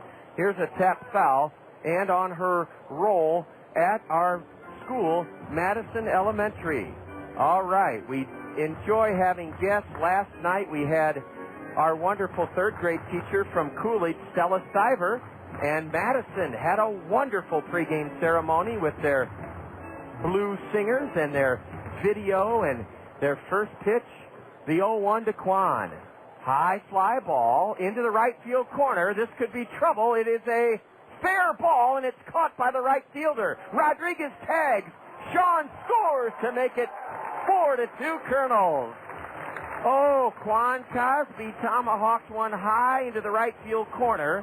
It was caught by Brian McFall near the 325 mark, a fair ball, a sacrifice fly, and that's 2 sacrifice flies by Colonel batters Duenas and then Quan Cosby to make it a 4-2 game here in the bottom of the 4th inning. Howie Kendrick hits a drive to deep right, way back at the wall, and it's at the 390 mark for extra bases. Howie is speeding towards third. He's trying for a triple. Here's the relay throw. Not in time. Howie Kendrick is 3 for 3. Howie Kendrick went the other way and basted a rope deep into right center. Howie Kendrick, who hit .368 last season with the Provo Angels, has his 6th multi-hit game in a row. He's 3 for 3. And again, we just need a little help.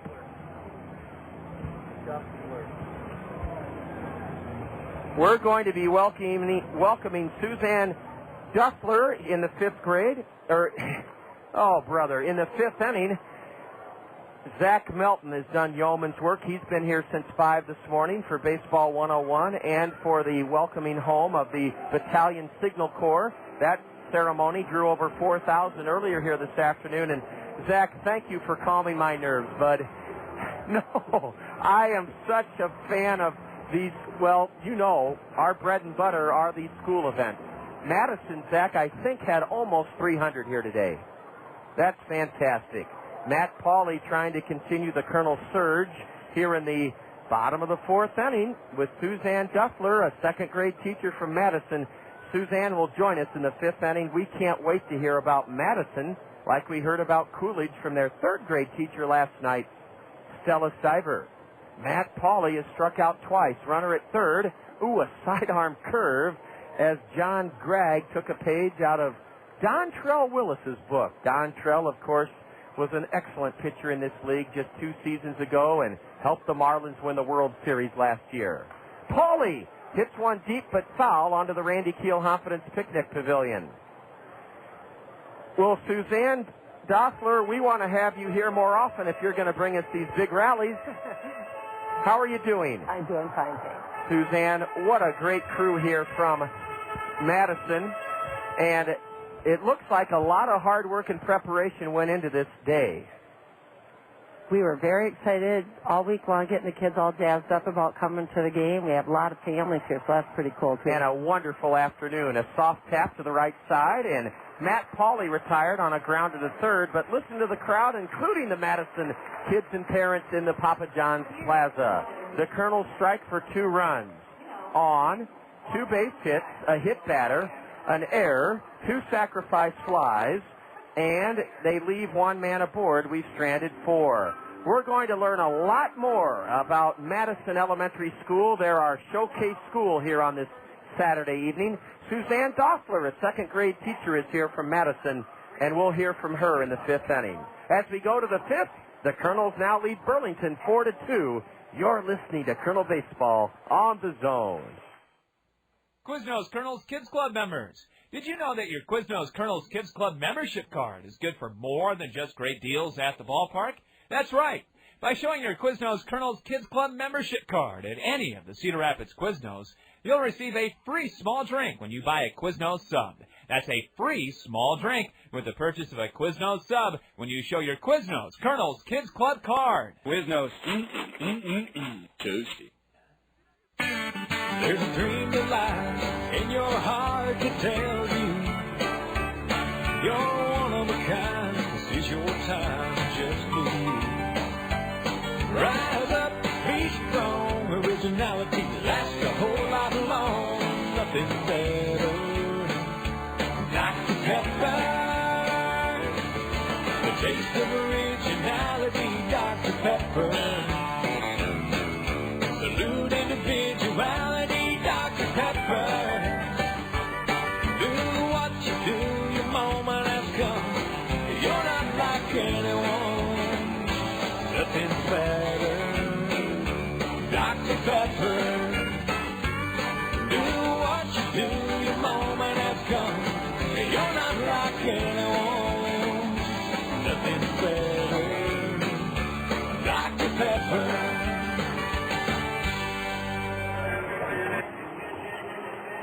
We're going to send Dustin, a former employee here, into the official scorers area. Dustin, I need to know who scored in the Kernel fourth inning. I've only accounted for 2 runs, and I need to know who scored the 3 Kernel runs in that fourth inning. I'm confused. I thought the score was 4-2. The scoreboard says 5-2. I need your help.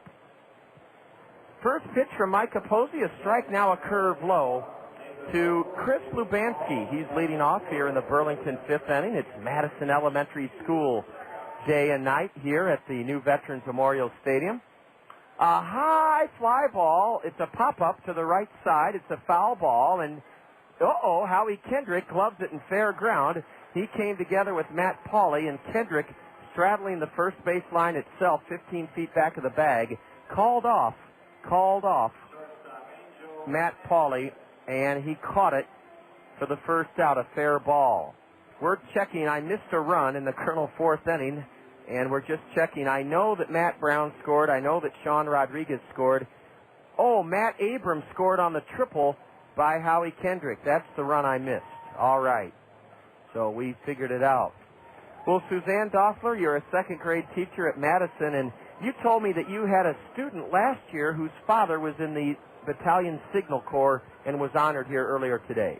Yes, I did. He was in my second grade room last year. He came back a little bit earlier. He's a full-time employee of the Army National Guard Reserve, and so I'm sure he was anxious to welcome home his brothers and sisters who are over there with him. So I bet he was here today. Oh, I'm sure he was. A foul off the shin guard of Tommy Duenas, and it's 2-2 to Angel Sanchez. Sanchez is bunted for a sacrifice singled and been picked off. It's 5-2 Kernels. A triple by Howie Kendrick drove home Matt Abram, who had reached on an error. So Matt Abram did score in that last.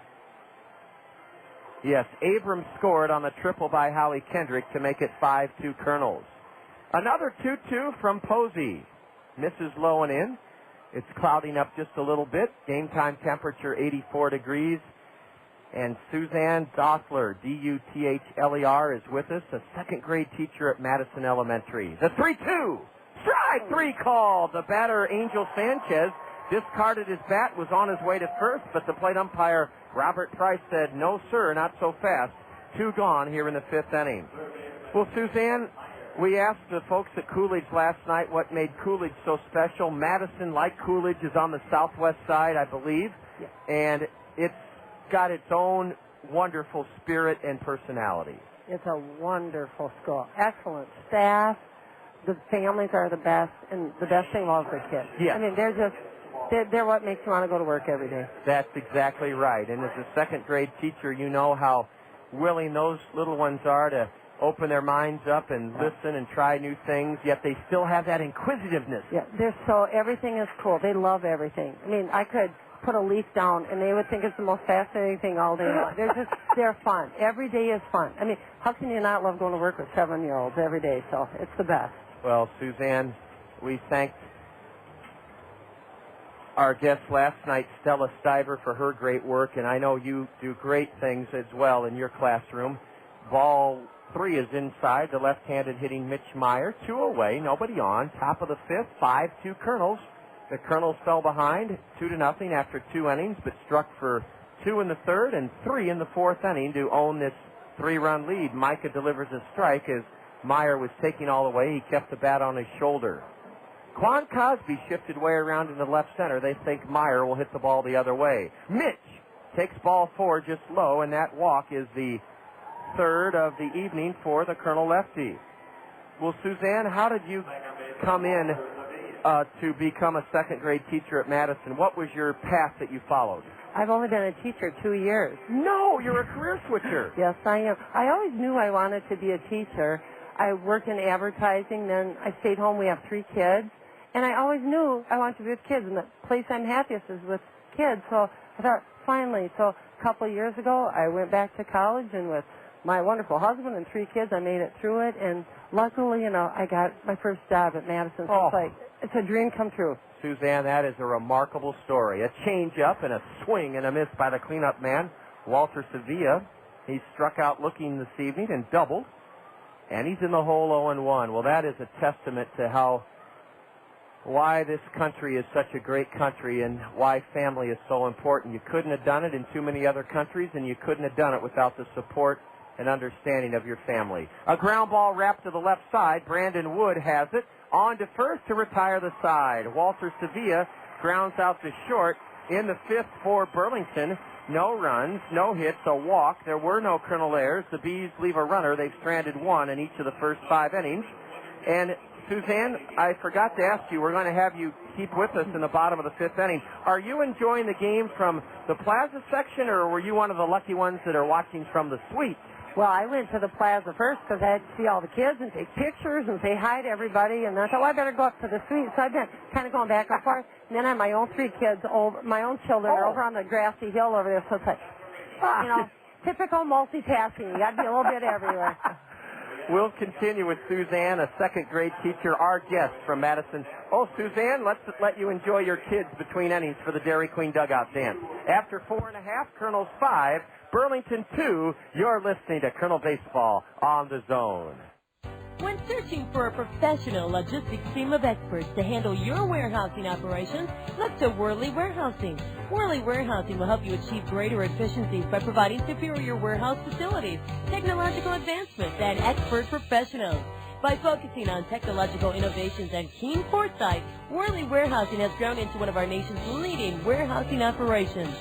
Worley Warehousing, your single source for all of your warehousing and distribution needs. Your husband has a sore throat and he's whimpering about getting it checked. That's when you make a mental note to yourself, must find family doctor.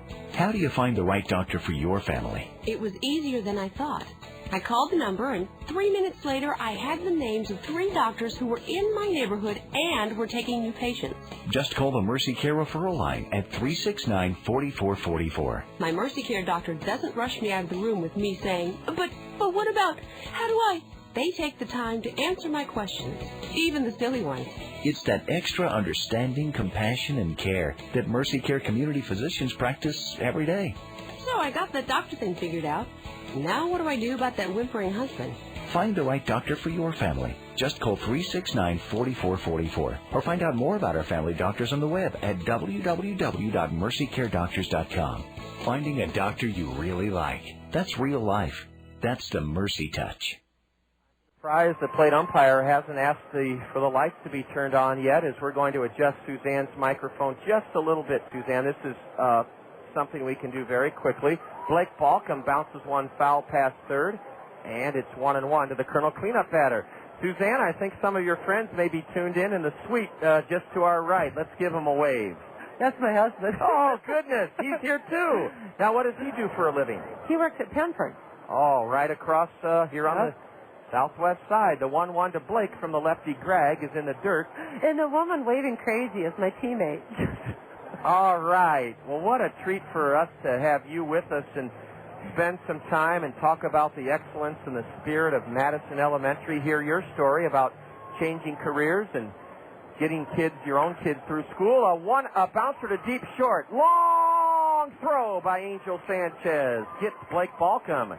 Blake hit it to deep short, and the Kernels tested the rifle arm of Angel Sanchez, and Angel came up with a good peg. 1 out in the Kernel 5th. Our Springhouse Family Restaurant baseball trivia question comes your way in the 6th inning.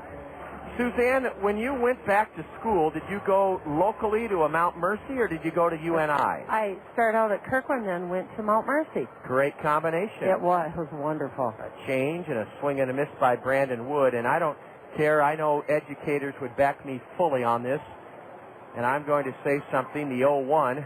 A high fly ball into left center. It was a pitch down and in, and Brandon Wood golfed it to deep left center, where Chris Lubanski ranges over and snares it for the second out of the Kernel 5th inning. Suzanne, believe me, you having been a mom and nurtured kids in a household and seen them go to school, that is wonderful for you to bring into the classroom after your teacher training. Yeah, it really helps me a lot. It gives me empathy more towards my students, and then definitely towards my own children, as they have successes and struggles, just to see the joy in learning. That's, everybody just to blossom and learn. That's what it's all about. Look out, a pitch inside, hit Matt Brown. He just tosses his bat aside. Browning was 2 for 2, and he takes his base like a professional. The hit batsman, the second in as many innings by lefty John Gregg.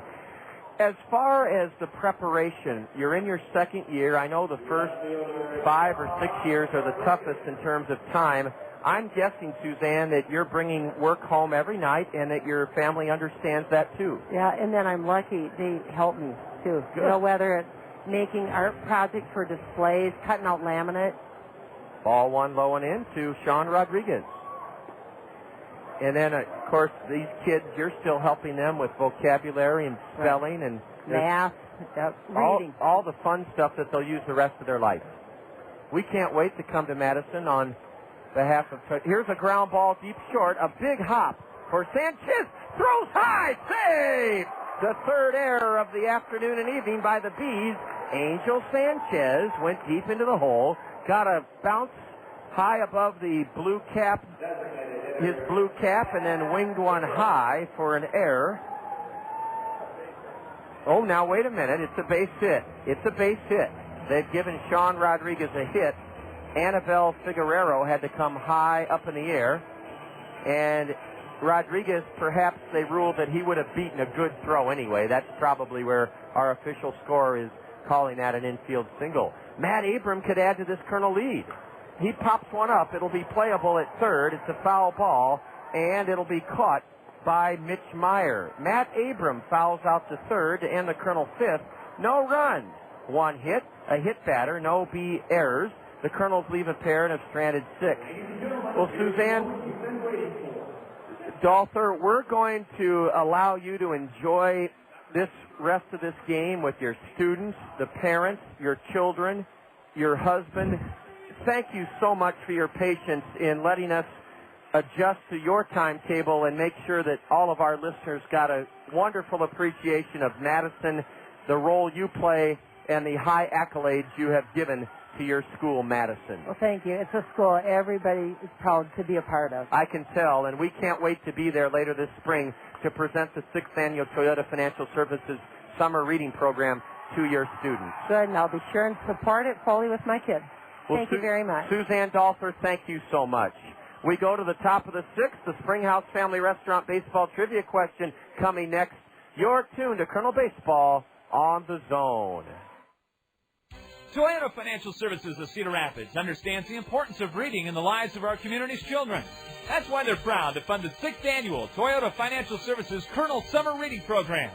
The generous support of Toyota Financial Services will result in Kernel players conducting a record 32 elementary school assemblies this spring to encourage girls and boys to read throughout the summer. Their reading accomplishments will be recognized by Toyota Financial Services with fabulous rewards. Toyota Financial Services, a true hero to the Kernels and the youth of our community. Here's a reminder from Peck's Flower and Garden Center. Mother's Day is this Sunday, May 9th. Your mom will be delighted when she receives flowers and plants from Peck's, your professional PTD and Teleflora florist. Peck's can deliver your Mother's Day gift of flowers and plants almost anywhere. Choose from one of Peck's many thoughtful fresh flower bouquets and growing plant arrangements. Peck's will create the perfect floral gift for your mom and deliver it for you if you wish.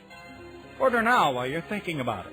It's easy. Just call Peck's at 393-5565 or visit them at the corner of Blair's Ferry and Edgewood Roads Northeast. Peck's is open 8 to 8 weekdays and until 5 on weekends. You can also order online at www.pecksflorist.com. Peck's Flower Shop and Garden Center, delivering Mother's Day smiles since 1956. Mike Posey and the Kernels fell behind early this afternoon and this evening. Burlington struck for single runs in the first and second. The Kernels bounced back for 2 in the third to tie it, scored 3 in the fourth, and lead it in the top of the 6th, 5-2. And a ball and now a foul off to the left by Adam Donahue, and now a strike from Micah Posey.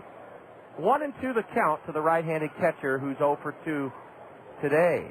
A change-up outside, 2-2 the count. The lights are on here at the new Veterans Memorial Stadium, and a big right-hander is throwing for Burlington in their left field bullpen. Donahue on a 2-2 delivery. Takes it in the dirt for ball 3. The right-hander for Burlington in their bullpen is Jake Mullis. Jake Mullis, Mullis, is warming up for the Bees in their left field bullpen. Now the payoff offering. Ripped over the head of Matt Brown into the left field corner for extra bases, possibly. Sean Rodriguez makes a marvelous play to hold the batter to a long single. And listen to the crowd. They appreciated that great hustle by Sean Rodriguez. Adam Donahue, one of the longest singles you'll ever see. He whistled one over the head of Brown at third. It went to the base of the 315 mark and left. Yet Sean Rodriguez, with those nimble, quick feet, was able to hustle over and hold the batter to a long leadoff single.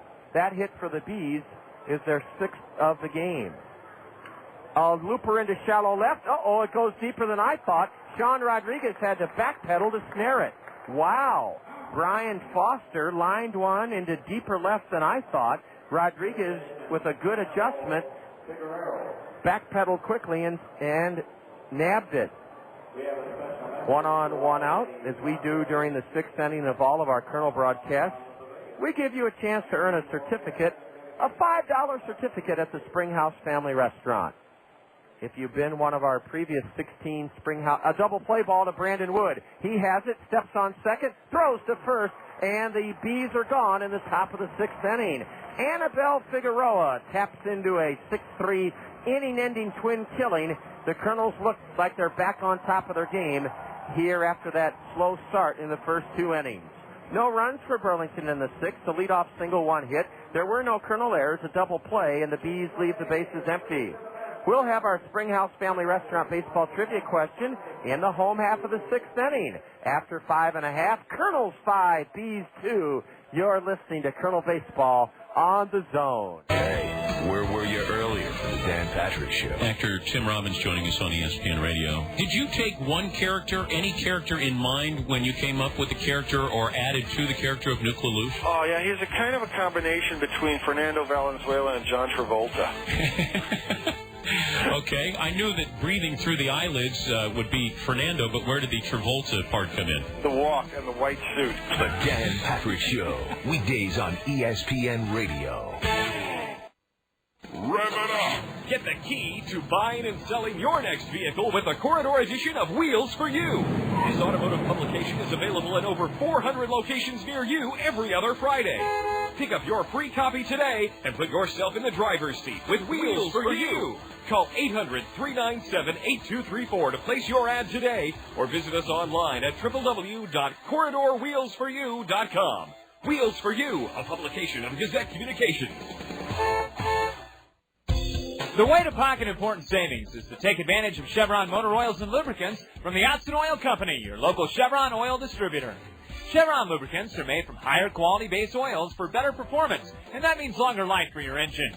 Contact the Otson Oil Company in Cedar Rapids for details on how you can save time and money with Chevron lubricants. The Otson Oil Company, serving Iowa with quality lubricants since 1933. Visit Otson Oil Company at www.otson.com. We have a new hurler on for Burlington. It's the fellow we told you about, a tall, husky right-hander, Jake Mullis, M-U-L-L-I-S. Jake Mullis takes over here in the bottom of the 6th inning.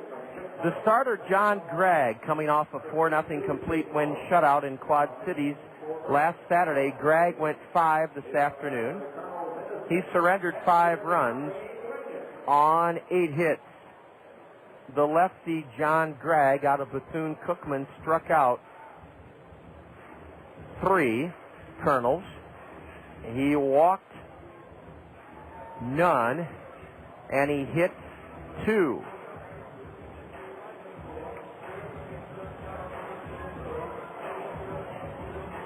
Now, Gregg deserved a better fate. Of the 5 runs the Kernels have scored, or did score against him, only 1 was earned. Right-hander Jake Mullis misses low, ball 1 to Tommy Duenas. Tommy drove in the go-ahead run of this game with a bases-loaded sacrifice fly his last time up in the 4th to break a 2-2 tie. Ball 2 low and away to Tommy Duenas. We're going to pick up right where we left off. It's the bottom of the 6th inning. Time to have fun, thanks to the Springhouse Family Restaurant.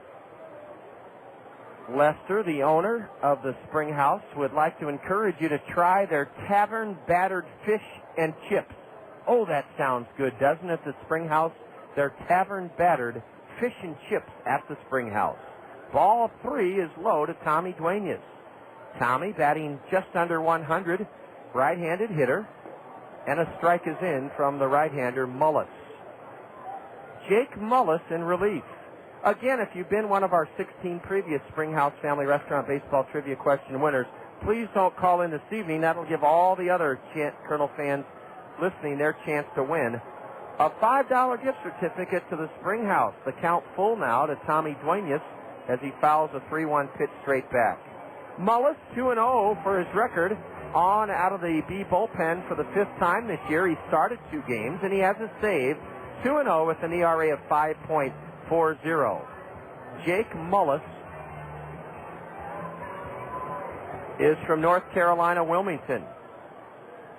Tommy Duenas pops one up behind home plate, to the right of home plate now, and discarding his catcher's mask and making the grab to retire the Colonel catcher is Adam Donahue, the catcher for the Bees. Our Springhouse Family Restaurant Baseball Trivia question. What former Kansas City Royal first-round draft pick is in his 3rd season managing in the big leagues? We'll give you the number to call here in just a moment. We want to know what former Kansas City Royal first-round draft pick, 1975. He played in this league in 1976 with the Waterloo Royals. He's now in his 3rd year skippering in the big leagues. We'd like you to tell us who he was to earn a $5 gift certificate to the Springhouse. A bunt by Quan Cosby is barehanded foul, a third of the way up the third baseline. 1-1 the count to Quan as he tried to bunt his way on. And we'll give you the phone number to call after this Colonel 6th inning for your chance to earn that $5 gift certificate to the Springhouse. What former Kansas City Royal first-round draft pick, he was picked first by Kansas City in 1975, is in his 3rd season managing in the major leagues? Quan Cosby has singled and scored, and he's also driven in a run with a sacrifice fly. He's batting left-handed for the first time, and ball 2 drifts outside to the Colonel leadoff batter, Quan Cosby. 5-2 Colonels, bottom of the 6th inning.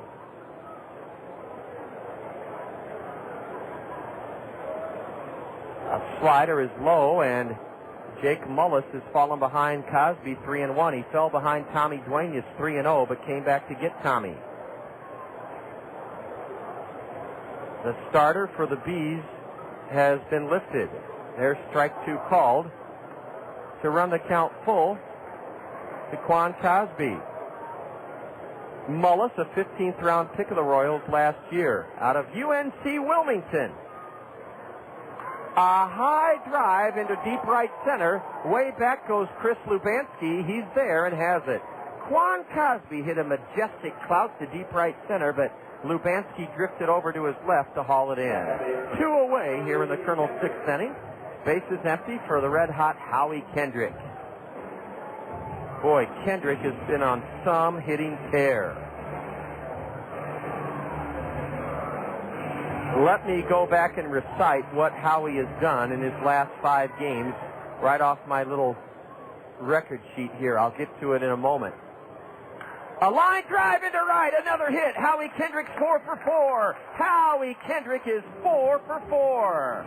He stepped into the first pitch from the right-hander and whacked it the other way into right field for his 4th hit of the game. Here's what Howie Kendrick's done in his last 6 games. 2 for 4, 2 for 4, 3 for 5, 2 for 5, 2 for 5, 4 for 4. Now this kid hit .368 last year for Provo, and his average to start the afternoon was .286. It'll be above 300 when we play tomorrow at 2 o'clock. Howie Kendrick is 4 for 4. Matt Pauley, the batter, he's red hot as well with the stick. There goes Howie. A pitch, a strike. The throw to second. Not in time. Angel Sanchez put the tag on the head-first sliding Howie Kendrick. Kendrick steals his second base of the game, and Howie's now stolen 8 bases in 9 tries. How can an organization produce in the last 3 years Justin Turner, Alberto Callaspo, and Howie Kendrick? That's amazing. 3 excellent second basemen. Matt Pauley is nothing for 3. Left-handed batter with an RBI chance here in the bottom of the 6th inning. Ground ball to first, sharply hit off the glove of Figueroa. Howie Kendrick will score to make it 6-2. A throw to second. Pauley is safe! And Matt Pauley hit a scalding ground ball that ate Anibal Figueroa alive. It hit off the heel of his mitt, dribbled into right field. With 2 out, Howie Kendrick scored to make it 6-2 Kernels. And Matt Pauley hustled into second on a 2-base error by Anibal Figueroa. It's the third error of this game. Well, the Kernels kicked it around a little bit last night, made 4 errors. Burlington has been the one with the fielding flaws here this evening. Blake Balcom has an RBI chance with Pauley at second, 2 away. Jake Mullis delivers. Slider in the dirt, ball 1 to Blake Balcom. Again, we'll take your calls at the end of this Kernel 6th for a chance to earn a $5 gift certificate to the Springhouse. What former Royal first-round draft pick, 1975, is in his 3rd season managing in the major leagues? We'll give you the phone number to call after this Kernel 6th inning. It's 6-2 Kernels. Ball 2 low and away to Blake Balcom.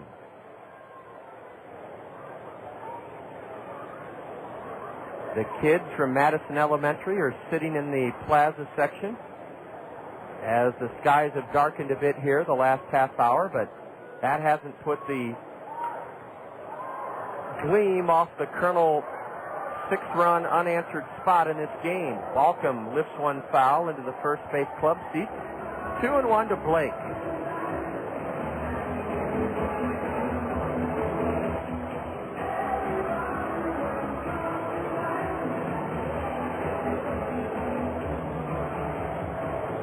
This right-hander, Jake Mullis, is 6'2", 215. Balcom hits one to deep right, and it's going to be back on the warning track. In front of the track, it's caught by Brian McFall. Blake Balcom gave it a ride as he tomahawked one to deep right field to end the Kernel 6th inning. But the Kernels strike for 1 run, unearned on 1 hit, 1 B error, and we leave a runner aboard. We've now stranded 7. Let's give you the number right now to call for the Springhouse Family Restaurant baseball trivia question. What former Royal first-round draft pick is in his 3rd season managing in the big leagues? 896-7589, 896-7589, 896-7589. After 6, Kernels lead Burlington 6-2. You're listening to Kernel Baseball on the Zone. Did you know nearly 40% of all the waste going to landfills is paper? That includes newspapers, magazines, catalogs, junk mail, computer paper, cereal boxes, pop and beer cartons. Your friends at Cedar Rapids Solid Waste and Recycling encourage you to recycle those common household paper products by putting them in your blue recycling box on Collection Day. Save our landfill space. Recycle your paper waste. Knowing who you are is important.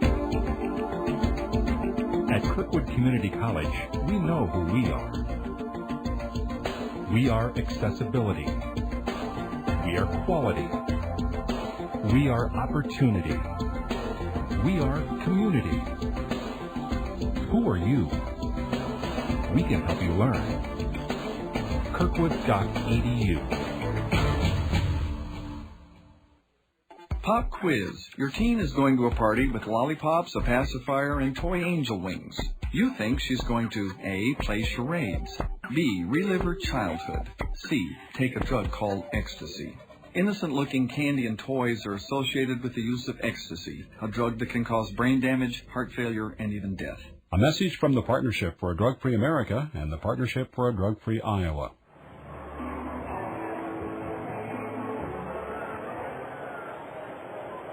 going to be our pleasure in this top of the 7th inning in just a few moments to welcome a longtime friend and highly respected baseball man, Tony Regans of the Anaheim Angels. First of all, we want to congratulate our winner in the Springhouse Family Restaurant Baseball Trivia question, Steve Turley. Steve, congratulations. You've won a $5 gift certificate to the Springhouse, and we'll repeat the question and give the answer you gave in a moment. A 2-0 pitch is hammered to deep left, but there's Sean Rodriguez in front of the track, and Brian McFall lines out to deep left to start the 7th for the Bees. The Kernels up in this one 6-2. Our Springhouse Family Restaurant Baseball Trivia question, what former Royal first-round draft pick in 75 is in his 3rd season managing in the big league? Clint Hurdle. Clint Hurdle is the correct answer. And Steve Turley, you gave the right answer. You're our Springhouse Family Restaurant Baseball Trivia question winner. Back in 1976, Clint Hurdle in this league with Waterloo hit 19 homers, drove in 89 runs. And Tony Regans, are you too young to remember when Clint Hurdle had all that pressure put on him when he had his mug on the front of Sports Illustrated? Yeah, I'm a little young for that. Well, I remember it. They said the next superstar, and Clint Hurdle, a ground ball to short. Brandon Wood on his backhand side gets a nice big hop and delivers a strike across the diamond. Jeff Berry is grounded out to short. 2 gone here in the 7th inning, and Tony, this ball club is off to such a terrific start. The Kernels, the 2004 team, and you continue to send us not just terrific prospects and baseball players, but fine young men, and I know you've got to be proud. We're extremely proud. The effort that these players are given has been great. They're playing the game the way the Angels want our youngsters to play. And there is a way. The first pitch to the left-handed batter sails over his head, ball 1. That's Chris Lubanski. Tony, some of the things I see are coachability. They listen. They go out and try to adjust when they're taught something. And most of all, something that no coach can really make a guy do has to come from him. The guys play hard. Absolutely. That's very important. What we're really trying to implement is a real aggressive style of baseball, and these kids are doing a fantastic job. Oh, I've seen it already here in this game with Sean Rodriguez. That guy, only 19 years old, he personifies what the Angels want in a youngster. He goes full out all the time. That's very important because the one thing that you can control is your effort every day, and Sean's did a terrific job along with the rest of the players on the club. The 2-1 pitch to the leadoff batter is swatted foul right above us, and now it doinks back onto the field of play. Tony Regans. Tony, how many years now have you been the director of our minor league system? I'm going into my 4th season, and it's getting funner every day, and it's exciting because you get that opportunity to see these young kids go to the next level, and the World Series was a topper for me in 2002, and to see a young kid like Frankie Rodriguez, who we had a number of problems with, pitch well in the World Series was really exciting. A bouncer foul past first. You saw that, and you saw former Colonels Sean Wooten, Scott Shields, Jared Washburn, Ramon Ortiz, Benji Molina. What a tribute to all. And, Tony, you can't do it overnight. The 2-2 is in the dirt. The Angels don't believe in trying to buy a pennant. No, we don't. We, for the first time, we really were aggressive in the offseason, signing some really highly touted free agents. But we really believe in scouting and development and building our clubs from within our organization. And this year we were fortunate to grab Vladimir Guerrero and Bartolo Colon, and those guys have done a terrific job so far. The Angels are 20-10, the best mark in the big leagues. A payoff pitch to Lubanski, fouled straight back. The count still full. Tony, you mentioned how much fun it is to see these kids develop, and you can't help but also credit the guys that help them develop, and we'll mention them in a moment, as Micah Posey has retired the first 2 here in the Burlington 7th inning, 6-2 Kernels. A tap to the right side, cut off by Posey. Micah sprints to the base to make an unassisted put-out. Chris Lubanski can fly, and Micah Posey knew that, so he just picked it up between the mound and first and kept on sprinting for the unassisted put-out. 7th inning stretch time here at the new Veterans Memorial Stadium. Down in order go the Bees in the top of the 7th. We'll continue to visit with Anaheim Angel Director of Player Development, Tony Regans, here this evening. After 6.5, Kernels lead Burlington 6-2. You're listening to Kernel Baseball on the Zone. Hi, this is Dave Town with Five Seasons Transportation and Parking. Do you ever wonder if it's safe to send your child on the bus? It is, and here's a few reasons why. All the buses in Cedar Rapids are equipped with security cameras, so the drivers always know what's happening behind them. The buses also have global positioning systems, or GPS, which means they can be tracked at any time by satellite. Does that surprise you? It shouldn't. Five Seasons Transportation takes safety very seriously, and we've taken many steps to make sure your child will have a safe, easy ride every time they take the bus. Even when your child isn't on the bus, Five Seasons Transportation is helping keep them safe by using pollution-free biodiesel and alcohol fuels, Iowa products that help keep the air clean. And if your child is ever in trouble, they can always flag down a bus for help. I'm Dave Town, and I like to think of the bus as a traveling safety cocoon, motoring along Cedar Rapids streets. And keep in mind, if the bus is that safe and easy for your child, maybe you should think about riding the bus to work. Affordable, convenient, and safe. That's the bus. Ride it. Kernels fans, your Cedar Rapids Taco Bell restaurants have something new for you to cheer about this season. A Taco Bell 10 spot. When the Kernels score 10 or more runs in any game this season, you'll score beef tacos for just 39 cents the very next day at any Cedar Rapids Taco Bell. That's a savings of 50 cents per taco. Limit 10 per customer. Remember, when the Kernels put up a Taco Bell 10 spot by plating 10 or more runs in any game, you get up to 10 39-cent beef tacos the very next day at any Cedar Rapids Taco Bell. Burlington led early with a run in the first, a run in the second. The Kernels have overtaken the Bees with 2 in the third to tie it, 3 in the fourth, 1 in the sixth. Howie Kendrick is 4 for 4. The Kernels have out-hit the Bees 9-6. And newcomer Wayne Hedden is warming up in the Kernel right field bullpen. Well, Tony, to have the Angels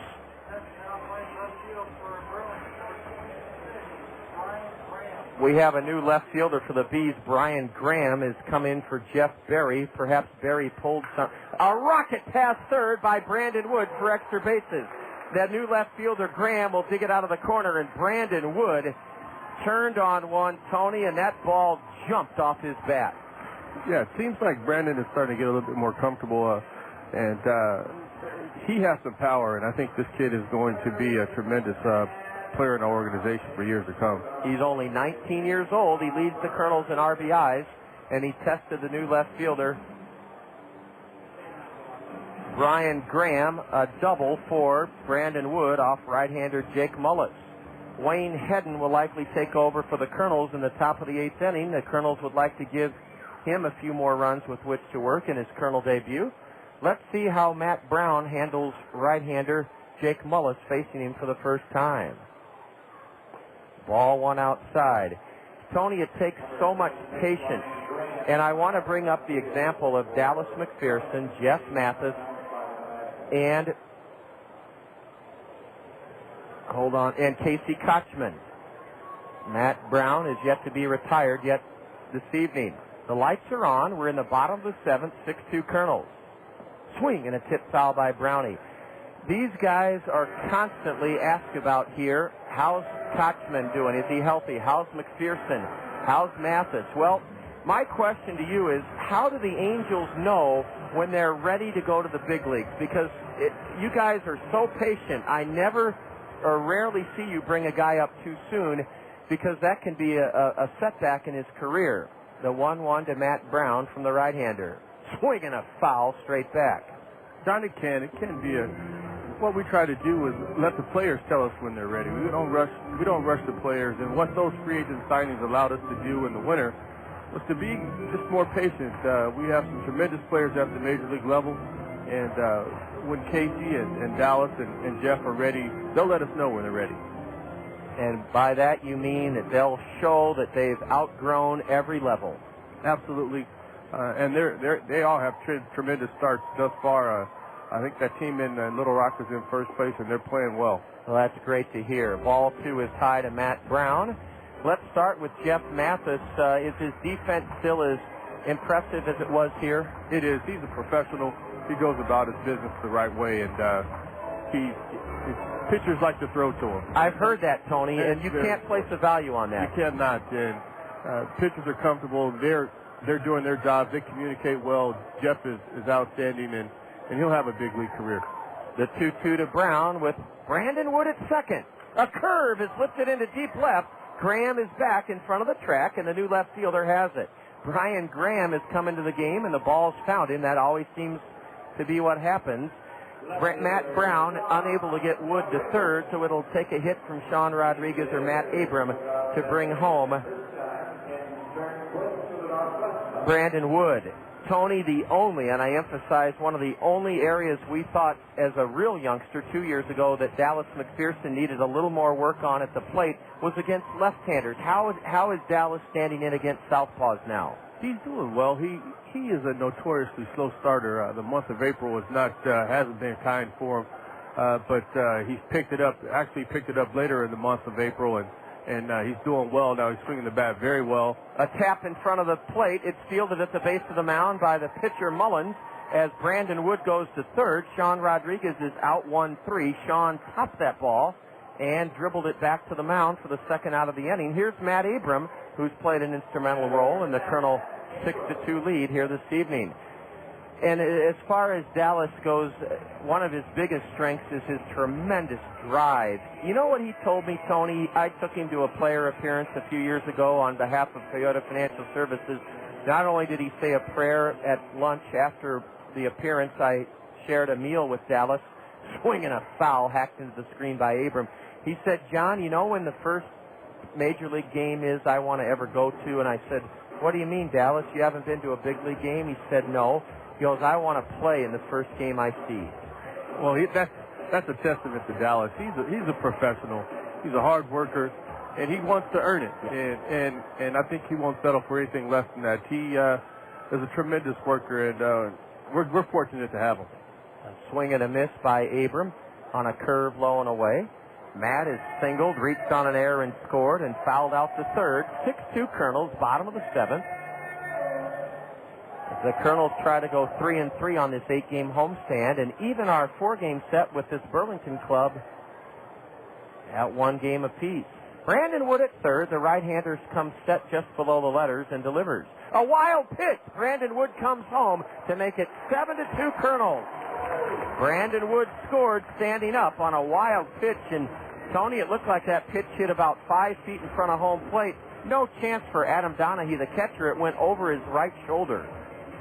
I think we had some of those same occurrences last night. Yeah, we did. Kevin Jepson struggled just a little bit. He was known as Johan Santana when he was here. Irvin Santana, we saw flashes of brilliance from him, and does he continue to have good control and a live fastball, Tony? Well, he's down in Arizona right now. Okay. And I'm glad to say and pleased to say that he's pitching well. He's probably going to be leaving extended spring in the next 10 days and back to Double-A to get his season going. And we're excited about having him get going. What's he recovering from? He had some elbow tendonitis, and we wanted to be patient with him and make sure that he was completely ready to go out and compete. And we'll get to Casey Kotzman's progress in a moment. A slow curveball, and Matt Abrams turned his back. It plunked him. He's fine. He's the third Colonel to be hit by a pitch this evening. Runner at first, 2 out. Tommy Duenas broke a 2-2 tie with a bases-loaded sacrifice fly back in the 4th inning. He rips one foul to the base of the backstop.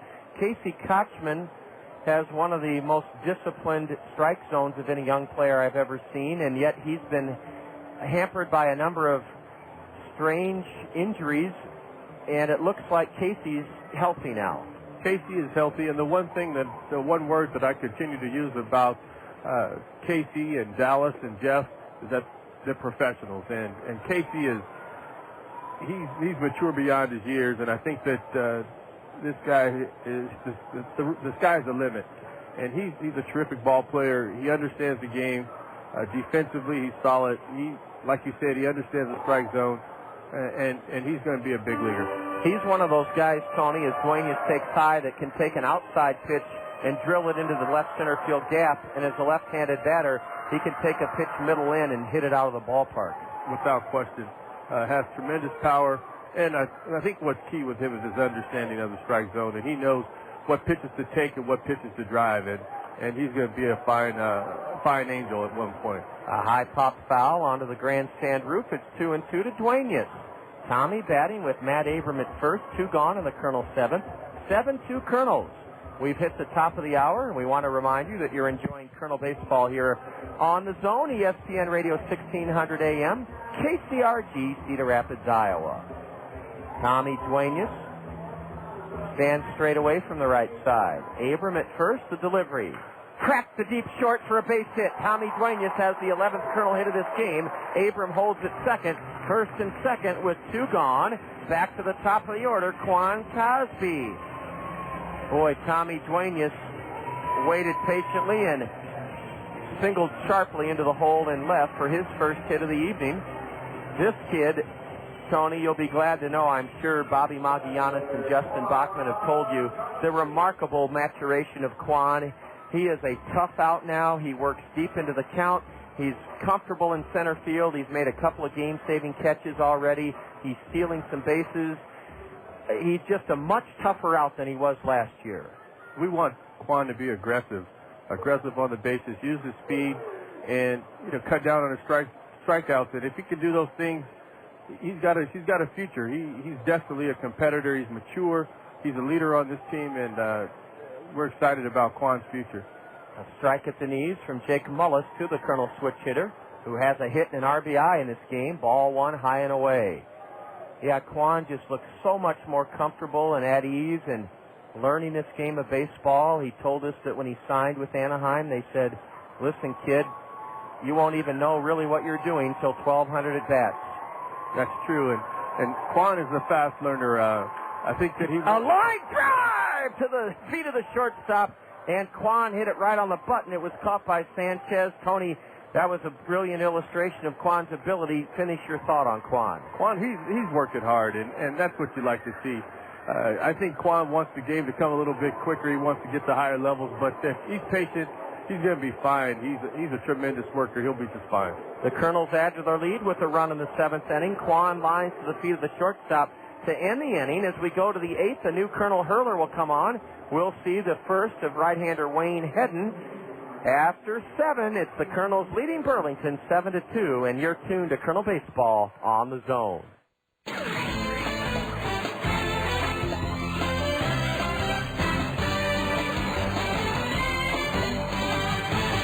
We hope your weekend's off to a tremendous start. Scott Unash joining you, and thanks for tuning in to the Zone. And here's what's coming up.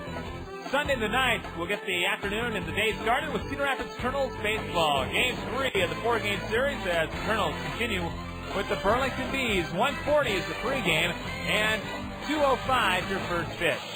Later on, it'll be the Diamond Gems Baseball Magazine at 5:40. Then at 6:40, ESPN Sunday Night Baseball, Philadelphia at Arizona. Monday the 10th, Kernels wrap up the long homestand as they take on Burlington one more time. That'll be a 6:10 dugout interview time. 6:35 is your first pitch. And then on Tuesday the 11th, Kernels hit the road to Beloit, Wisconsin to take on the Beloit Snappers. 6:10 from Pullman Field with the dugout interview Tuesday night right here on the Zone.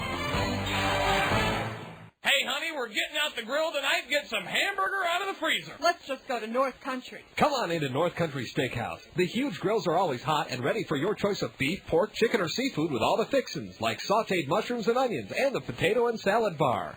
All with no setup, no cleanup, no hassle. It's always grilling season at North Country Steakhouse. The front house cooks are always ready to assist you. Don't feel like grilling? They can do it for you. Hot coals, juicy steaks, yummy margaritas, and no cleanup. This is grilling. Cedar Rapids' own North Country Steakhouse, home of the best steaks around, on Blair's Ferry Road, Northeast.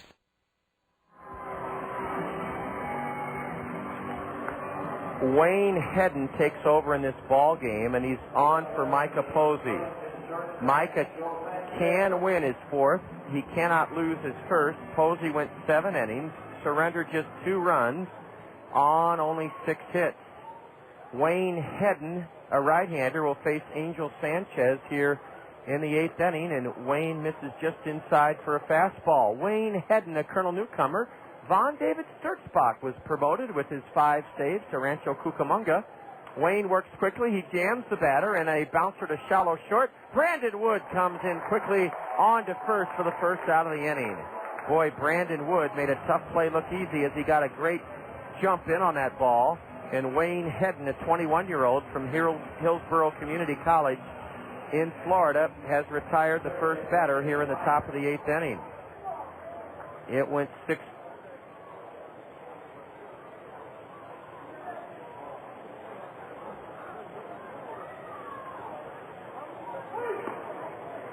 We have the final line on Micah Posey. First, a strike called to left-handed hitting Mitch Meyer. Mitch is 1 for 2 with a walk today. Wayne delivers and a foul into the screen. Tony, always interesting to see a new kid, and Wayne Hedden, one thing we can tell already, he comes right after hitters. He's aggressive. Live arm, throws in the 90s, and a good breaking ball. And I think that Wayne's health was an issue for him last year, and he's healthy now, and he should be an adder to this team. 0-2 to Mitch Meyer. There were more changes in that Burlington, or in that Colonel 7th defensively. The man who left the game was Chris Lubanski. Jeff Berry went to center field. Brian Graham did come in and play left field. Ball 1 in the dirt. They think Lubanski either lost the contact lens or scratched the lens. Tony, one of the neat things that our kids, this team this year, has talked about, and again, I'm not sure how much of this information you're privy to, because the guys, they don't fear you, but they respect you, and they're able to share some things with some people that we pass on to you. These kids like playing together. They told me that they're glad that for the most part you were able to keep the Provo team intact. I think the kids get comfortable with one another, and they develop bonds and friendships, and they want to get to the higher levels together. And sometimes that works out, and sometimes it doesn't. Right. A ground ball to Matt Pauley, who underhands the Hedden covering for the second out of the 8th inning. Precisely right, especially, Tony. In the days in the 40s, 50s, and 60s, it happened a lot with the Dodgers and Tommy Lasorda. He'd have that infield all the way up through rookie ball to the Dodgers.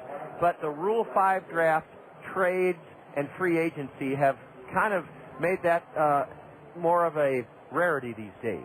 It has, and what you want to do is just make sure that you get the most that you can out of each individual player, and if they go up together, they go up together. If they don't, then you let the chips fall where they may. Ball 1 high to Walter Sevilla, the cleanup batter, 1 for 3. A slider from Wayne Hedden just missed low and away. Wayne's a tall right-hander from Tampa, Florida, signed by Tom Kutchman, the Provo skipper. The 2-0 to the right-handed batter. Low for ball 3. 7-2 Kernels, top of the 8th inning. Tomorrow afternoon, we'll open the gates at 1 o'clock. 1 o'clock for a 2 o'clock start. Sevilla ahead 3-0. Let's see if Walter takes a pitch. He did, and it was right down the pipe for strike 1. Boy, we're hearing great things about Tommy Murphy, Tony, with his transition from shortstop to center field. What an athlete that guy is. A tremendous athlete, and has made the transition to center field smoothly, and he's doing a fantastic job in Double-A Arkansas. Strike 2 called at the knees from the Colonel right-hander.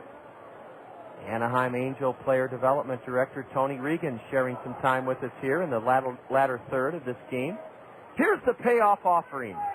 Drilled to deep left, way back at the wall. Rodriguez may not get it. It's over Sean's head. He made a great effort off the green padded wall for a 2-out double. Tony, let's look at the positives.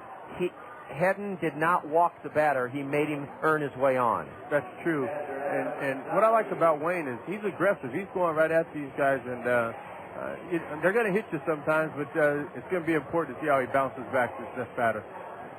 Sean Rodriguez, underneath the Westdale Mall Mix 96.5 FM home run, a hot tub, almost made a spectacular leaping catch. It just got beyond his glove for a double. First hit off Wayne Hedden, and it's the 7th of the evening for Burlington. The Bees send in their left-handed hitting catcher Adam Donahue to face Wayne Hedden for the first time. Strike 1 called at the knees. You know, Tony, it was amazing to see the development of Tommy Murphy, the organization through Tyrone Boykin, suggested he try switch hitting, and like anybody, he struggled for the first half season. But, man, I bet Tommy's glad he did it, isn't he? He is, and that just adds to his value as a professional and Major League Baseball player. And Tommy, he's gone out in center field, and I think it has a lot to do with the players that are around him. He has a lot of confidence out there. And so does Quan Cosby as he gallops over into left center to grab a fly ball off the bat of Adam Donahue. Donahue flies to the center fielder Cosby in the 8th inning. No runs for Burlington. 1 hit, a 2-out double. There were no Kernel errors, and the Bees leave a runner. They've stranded 7. We'll spend one more half inning with the Anaheim Angel Director of Minor League Operations, Tony Regan, back for the bottom of the 8th in a moment. 7-2 Kernels. You're listening to Kernel Baseball on the Zone. Toyota Financial Services of Cedar Rapids understands the importance of reading in the lives of our community's children. That's why they're proud to fund the 6th annual Toyota Financial Services Kernel Summer Reading Program. The generous support of Toyota Financial Services will result in Kernel players conducting a record 32 elementary school assemblies this spring to encourage girls and boys to read throughout the summer. Their reading accomplishments will be recognized by Toyota Financial Services with fabulous rewards. Toyota Financial Services, a true hero to the Kernels and the youth of our community. Dun, dun, dun, dun, Da da da da da! Hey, call the A-Team! Hey, Matt, thanks for having us over for the game, but, we could have had it at my house. My TV is bigger, and my AC works. I thought you were supposed to get that fixed while your wife was out of town this week. Oh, man, I totally forgot, and she's coming home tomorrow. She's gonna kill you. What am I gonna do? You need to call the A-Team. The A-Team? Yeah, Ahern Plumbing and Heating. They can get your service in 24 hours, guaranteed. I better call Ahern Plumbing and Heating right away. When it comes to fun in the new Veterans Memorial Stadium, nothing compares to the Westdale Mall Mix 96.5 FM Home Run Hot Tub. As you bask in the soothing comfort of the Westdale Mall Mix 96.5 FM Home Run Hot Tub, you'll be taking in the action from a breathtaking perch just above the left field wall. Register for your chance to be drawn as the winner of the Westdale Mall Mix 96.5 FM Home Run Hot Tub by visiting Westdale Mall.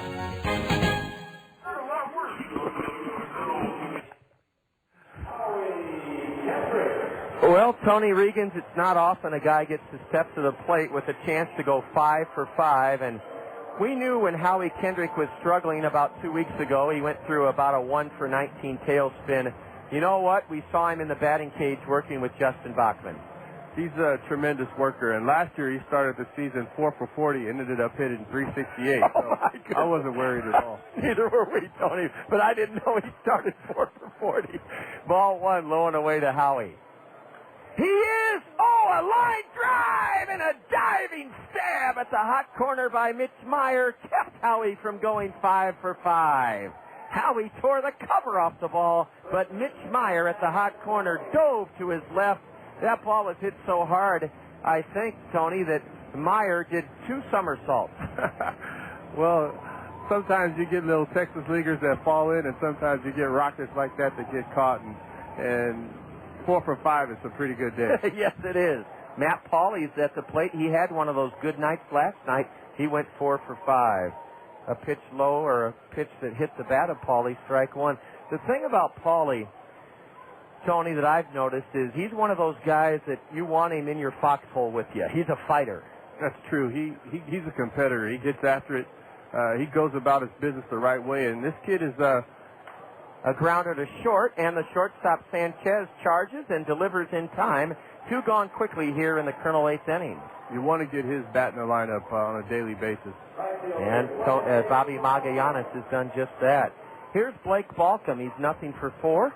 Blake hitting .298, 2 homers, 14 RBIs. Tony, and I'm not just saying this to stroke your ego. I have seen guys come and go here for 9 years. Mostly go higher in the organization. But something I've noticed the last 4 years or so, here's a drive into deep left center, and Barry over to his right has it. Tony, we're going to keep it here for just a second so you can answer our last question. The Kernels go in order in the 8th. Do the Angels do some kind of background check or personality profile? Because there are no guys in that clubhouse that are jerks or ego. These are good kids. How do you find good kids and good ball players? Well, we just want players that play the game right and are professionals on and off the field, and that's what this game is all about. You're not only developing baseball players, but you're developing young men, and we want players that will represent the Angels and represent them in the right way, and that's what we strive for, and we want them playing the game hard and playing it the right way, and I think if you can develop those two things, you have success in the future. Well, you've done a marvelous job stocking us with another great group of kids. Tony, now when do you head out from this visit? I'm heading out on Tuesday morning back to California, and then I'll go down to Extended Spring and see the young guys down there go to work down in Arizona. Well, we're sure glad you come up and see us and share the good news to our listeners. Tony Regans, after 8, Kernels 7, and Burlington 2, you're tuned to Kernel Baseball on the Zone.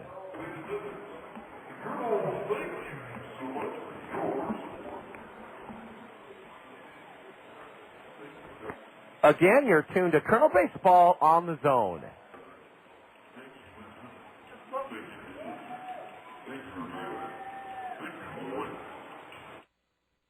With all the talk about rising gas prices, doesn't it make sense to drive a fuel-efficient vehicle? You can when you buy with confidence at Randy Keel Honda.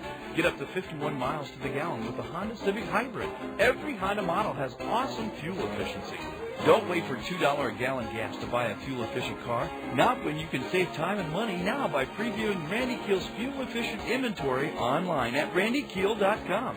Right now, lease a 2004 Honda Accord LX for only $235 per month. At Randy Keel Honda, you'll find many great buys under $5,000 too. Randy Keel is the home of confidence, a 7-year, 100,000-mile guarantee. Randy Keel is dedicated on getting you the lowest possible price backed by the best service in the Midwest. Stop by and see for yourself at Randy Keel Honda, Center Point Road Northeast in Cedar Rapids, or visit them on the web at randykeel.com. Accord LX lease, 36 months, $14.88 due at lease signing. Includes first month's payment, security deposit, capitalized cost reduction, and excludes tax and license. Emergency hotline, can I help you? Yes, I need help. All right, sir, what's the problem? I can't taste my beer. I feel it in my mouth, but there's no taste. Okay, sir, this is what I want you to do. Put the bottle down and step away from the beer. Okay. Walk straight to the corner store and pick up a 6-pack of Miller Lite. Okay. Don't worry, it's going to be all right. Next time, try the light beer that actually tastes like beer. Great tasting, less spilling Miller Lite. Miller, good call. Miller Brewing Company, Fort Worth, Texas. Swinging at the first pitch and lining a single to the left of Brandon Wood into center was Brian Foster, and now Wayne Hedden has gone behind Annabelle Figueroa. 2-0. Wayne making his Kernel debut in relief of the starter, and he overthrew that pitch a little bit high. Ball 3 to Annabelle Figueroa. Our guests were Madison Elementary School. We sure enjoyed hearing from their second grade teacher, Suzanne Doffler. Suzanne went back to school after raising a family and became an elementary school teacher at Madison.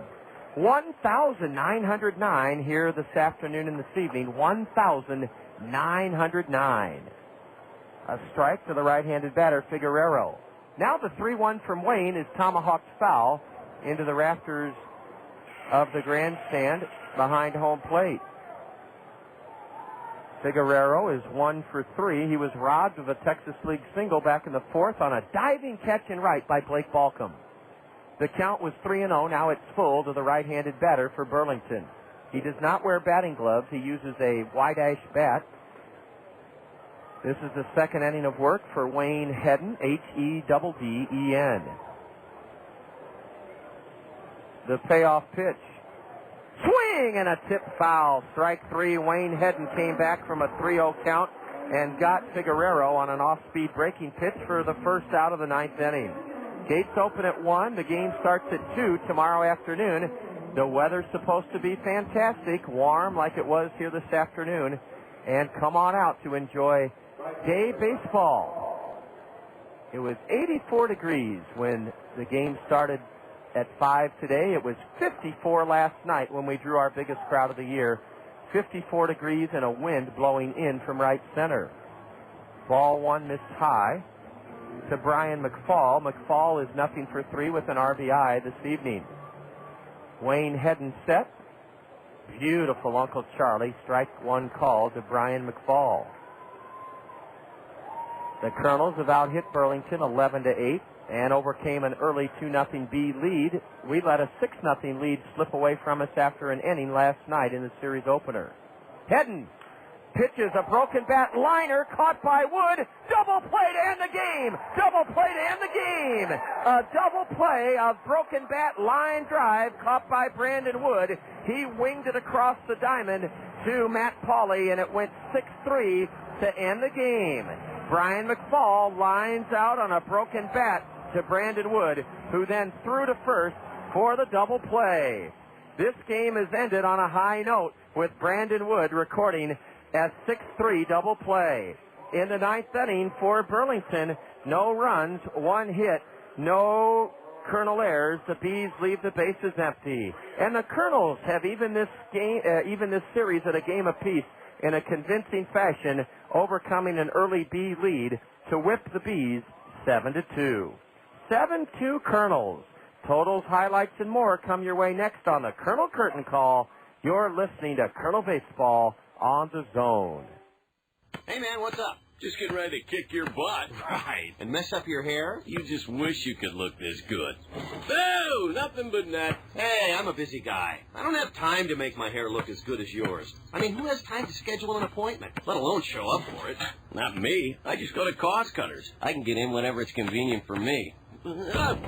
Nice shot. Yeah. So you're telling me you just walk into Cost Cutters and come out looking good? Well, for some of us, that comes naturally. But Cost Cutters makes it easier. They can do anything you want. A cool cut, even some color, and get some of that styling gel stuff to keep you looking good. Like me. Oh, so that's why your hair never moves. Oh, you're funny. Cost Cutters. Thanks, man. This will save me some time. Great. Then you'll have time to work on your game. Oh, yeah, that's funny. Are you a busy guy? Save yourself time and walk into one of our area's 12 Cost Cutters whenever it's convenient for you. Then relax, because Cost Cutters will make things easy and affordable for you. Cost Cutters. Live your life. We always have time for your hair. Butterflies in your stomach. You know the feeling, like when you're not sure you found the best loan. Well, set those butterflies free. Talk with a knowledgeable banker at Wells Fargo. Whether you're interested in a home equity loan, mortgage, or auto loan, they can help you find a product that's just right for you, including unique financing options you won't find anywhere else. And every Wells Fargo loan has competitive rates and affordable payment options. So be sure you found the best loan. Call or visit Wells Fargo. Wells Fargo, the next stage. Wells Fargo Bank, N.A., Equal Housing Lender. Pop quiz. Your teen is going to a party with lollipops, a pacifier, and toy angel wings. You think she's going to A, play charades, B, relive her childhood, C, take a drug called ecstasy.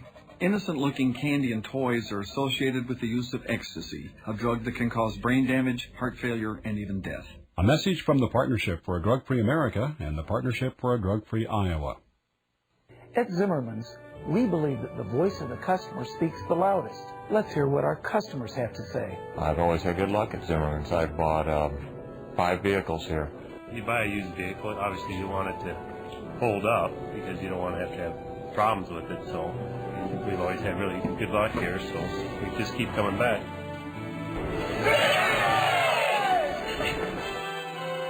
On behalf of everyone at Zimmerman's, I want to thank you for your business. Time for the Kernels Curtain Call, right here on the Zone, ESPN Radio 1600 AM. With a recap of all the action, the State Farm Major League scoreboard, plus a look ahead to the next Kernels game, let's rejoin the voice of the Kernels, the one, the only John Rogers, here on the Zone, ESPN Radio 1600 AM. The Kernel homestand record stands at 503-3. The Kernels had to overcome squandering a 6-0 lead after one inning last night and bowing to Burlington 10-8, and the Bees came out and put 2 on the board early against Kernel starter Micah Posey, but the Kernels stormed back to score 7 unanswered runs to capture the second game of this 4-game series 7-2. The winning pitcher for the Kernels was Micah Posey. He did give up single runs in the first and second inning, but then settled down, went 7 innings, gave up 2 runs, both earned on only 6 hits, struck out 4, walked 3, and his record now is 4-0. The Kernels were facing a lefty, John Gregg, out of Bethune-Cookman, who had pitched the Bees to a 4-0 shutout complete game victory in his last start, Saturday, game one of a doubleheader in Davenport. He held a 2-0 lead until the Kernels tied the game on a double steal and an error in the third inning. And then the Kernels took the lead on sacrifice flies by Tommy Duenas and Quan Cosby in the fourth inning. An RBI triple by Howie Kendrick capped the 3-run fourth inning. Howie had 4 hits this afternoon. And the Kernels scored single runs, an unearned run in the sixth inning, and scored another run on a leadoff double and a wild pitch in the seventh inning to put this one away 7-2. 7 runs, 11 hits, no errors.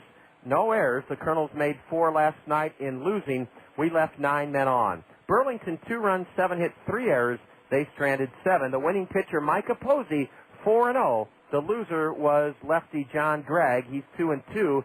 The game was played before a Madison Elementary School Day crowd of 1,909. It only took 2 hours and 16 minutes to complete. The Kernels got 2 shutout innings of relief from newcomer Wayne Hedden.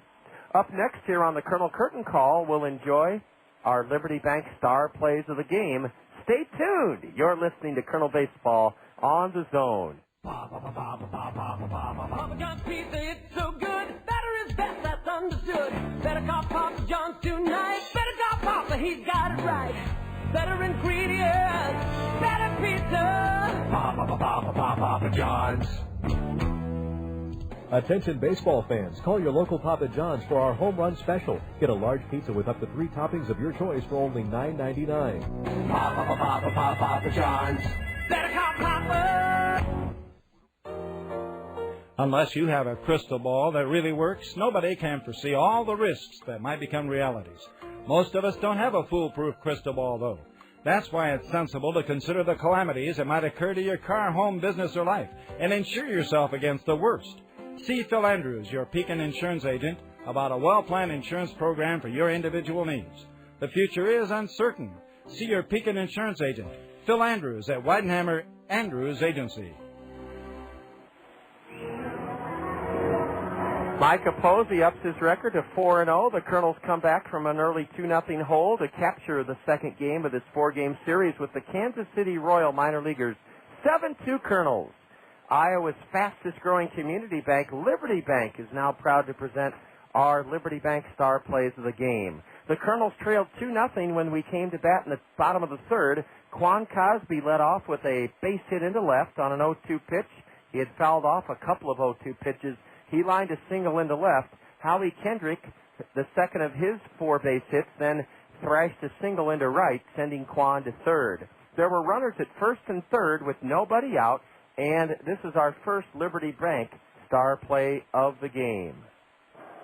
Now the payoff pitch. Kendrick runs, a swing and a miss. The throw to second, safe. Quan is at a wild throw past third. Quan scores to make it 2-1. Kendrick to third. The Colonel's speed put all sorts of pressure and it put the whammy on the Bees. Paulie struck out swinging, and then Howie Kendrick lit out for second. He stole second. The throw was in the dirt. The second baseman, Walter Sevilla, had Quan Cosby trying to get back to third, and he threw wildly past the third baseman over his head, Mitch Meyer.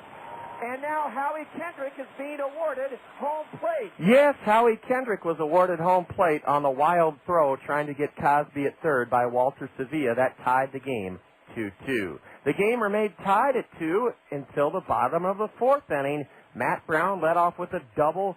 Sean Rodriguez was hit by a pitch. Matt Abram reached on an error to load the bases. And that brought up the Colonel catcher, Tommy Duenas. Here's our second Liberty Bank Star Play of the game.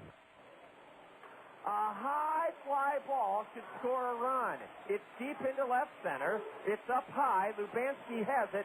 Tagging and scoring to make it 3-2 Kernels is Matt Brown, and the other 2 runners advance. Tommy Duenas gives the Kernels a 3-2 lead. On a sacrifice fly into left center, both other runners advanced. Another scored on a Quan Cosby sac fly, and the second scored the third run of the inning on a Howie Kendrick triple. Those are our Liberty Bank Star Plays of the game, following a Kernel 7-2 victory over the Bees. Up next, to look at the State Farm Major League scoreboard. You're listening to Colonel Baseball on the Zone. At Zimmerman's, we believe that the voice of the customer speaks the loudest. Let's hear what our customers have to say. We chose Zimmerman because our family has been buying cars. I guess we're probably the third generation to buy cars here at Zimmerman's. My family's bought 18 cars at Zimmerman's. 18. I ought to get a little bonus or something, wouldn't it? We build our reputation on one satisfied customer at a time.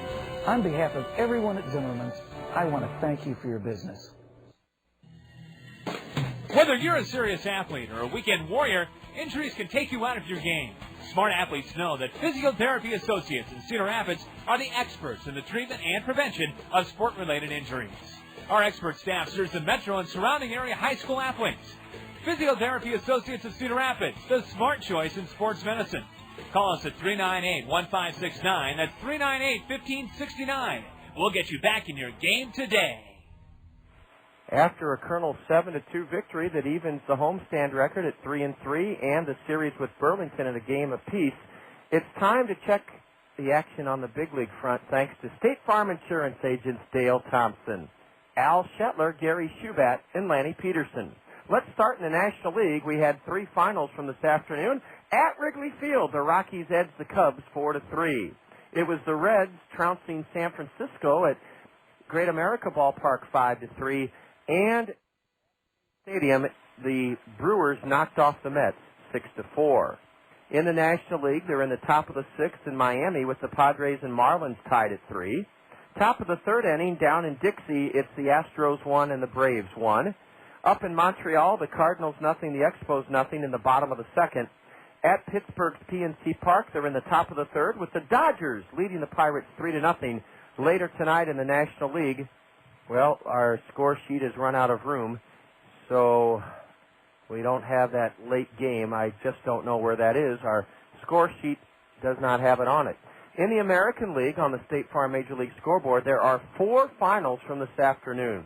Let's start at Fenway Park, where the Red Sox clobbered the Royals 9-1.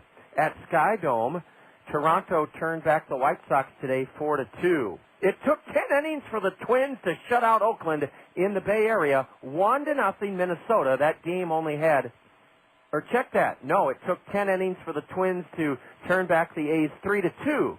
10 innings, Minnesota 3, Oakland 2. A slugfest at Camden Yards this afternoon went to the Orioles as they scalped the Tribe 10-7.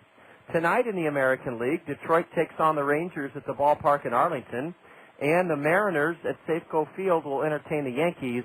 And the team with the best record in the major leagues, our parent club, the 2002 world champion Anaheim Angels, will take on the Devil Rays at the Angels Stadium in Anaheim. That's our complete look at the State Farm Major League scoreboard, brought to you by State Farm Insurance agents Lanny Peterson, Dale Thompson, Gary Shubat, and Al Shetler. There are still Kernels signing autographs for kids right where the backstop meets the Kernel first base dugout, and it is Brandon Wood and Tommy Duenas taking the time to continue to sign for youngsters from Madison Elementary School. What a beautiful afternoon and early evening, 84 degrees, and the Kernels drew 1,909. They saw the Kernels rally from a 2-0 early hole to come back and sting the Bees 7-2. Dugout interview time tomorrow afternoon is 1:40. The gates open at 1 for a 2 o'clock start. Come on out. The weather's supposed to be warm. We'd love to see you enjoy wholesome, affordable family entertainment. Kernel Baseball here at the new Veterans Memorial Stadium. Deb Williams did a great job, as always, with our in-studio engineer duties. Deb, thanks to you. Kernel 7, Burlington 2. See you tomorrow at 1 o'clock when the gates open. You're listening to Kernel Baseball on the Zone. This has been a special sports presentation from The Zone, ESPN Radio, 1600 AM, Cedar Rapids. Now back to our regularly scheduled ESPN programming, already in progress.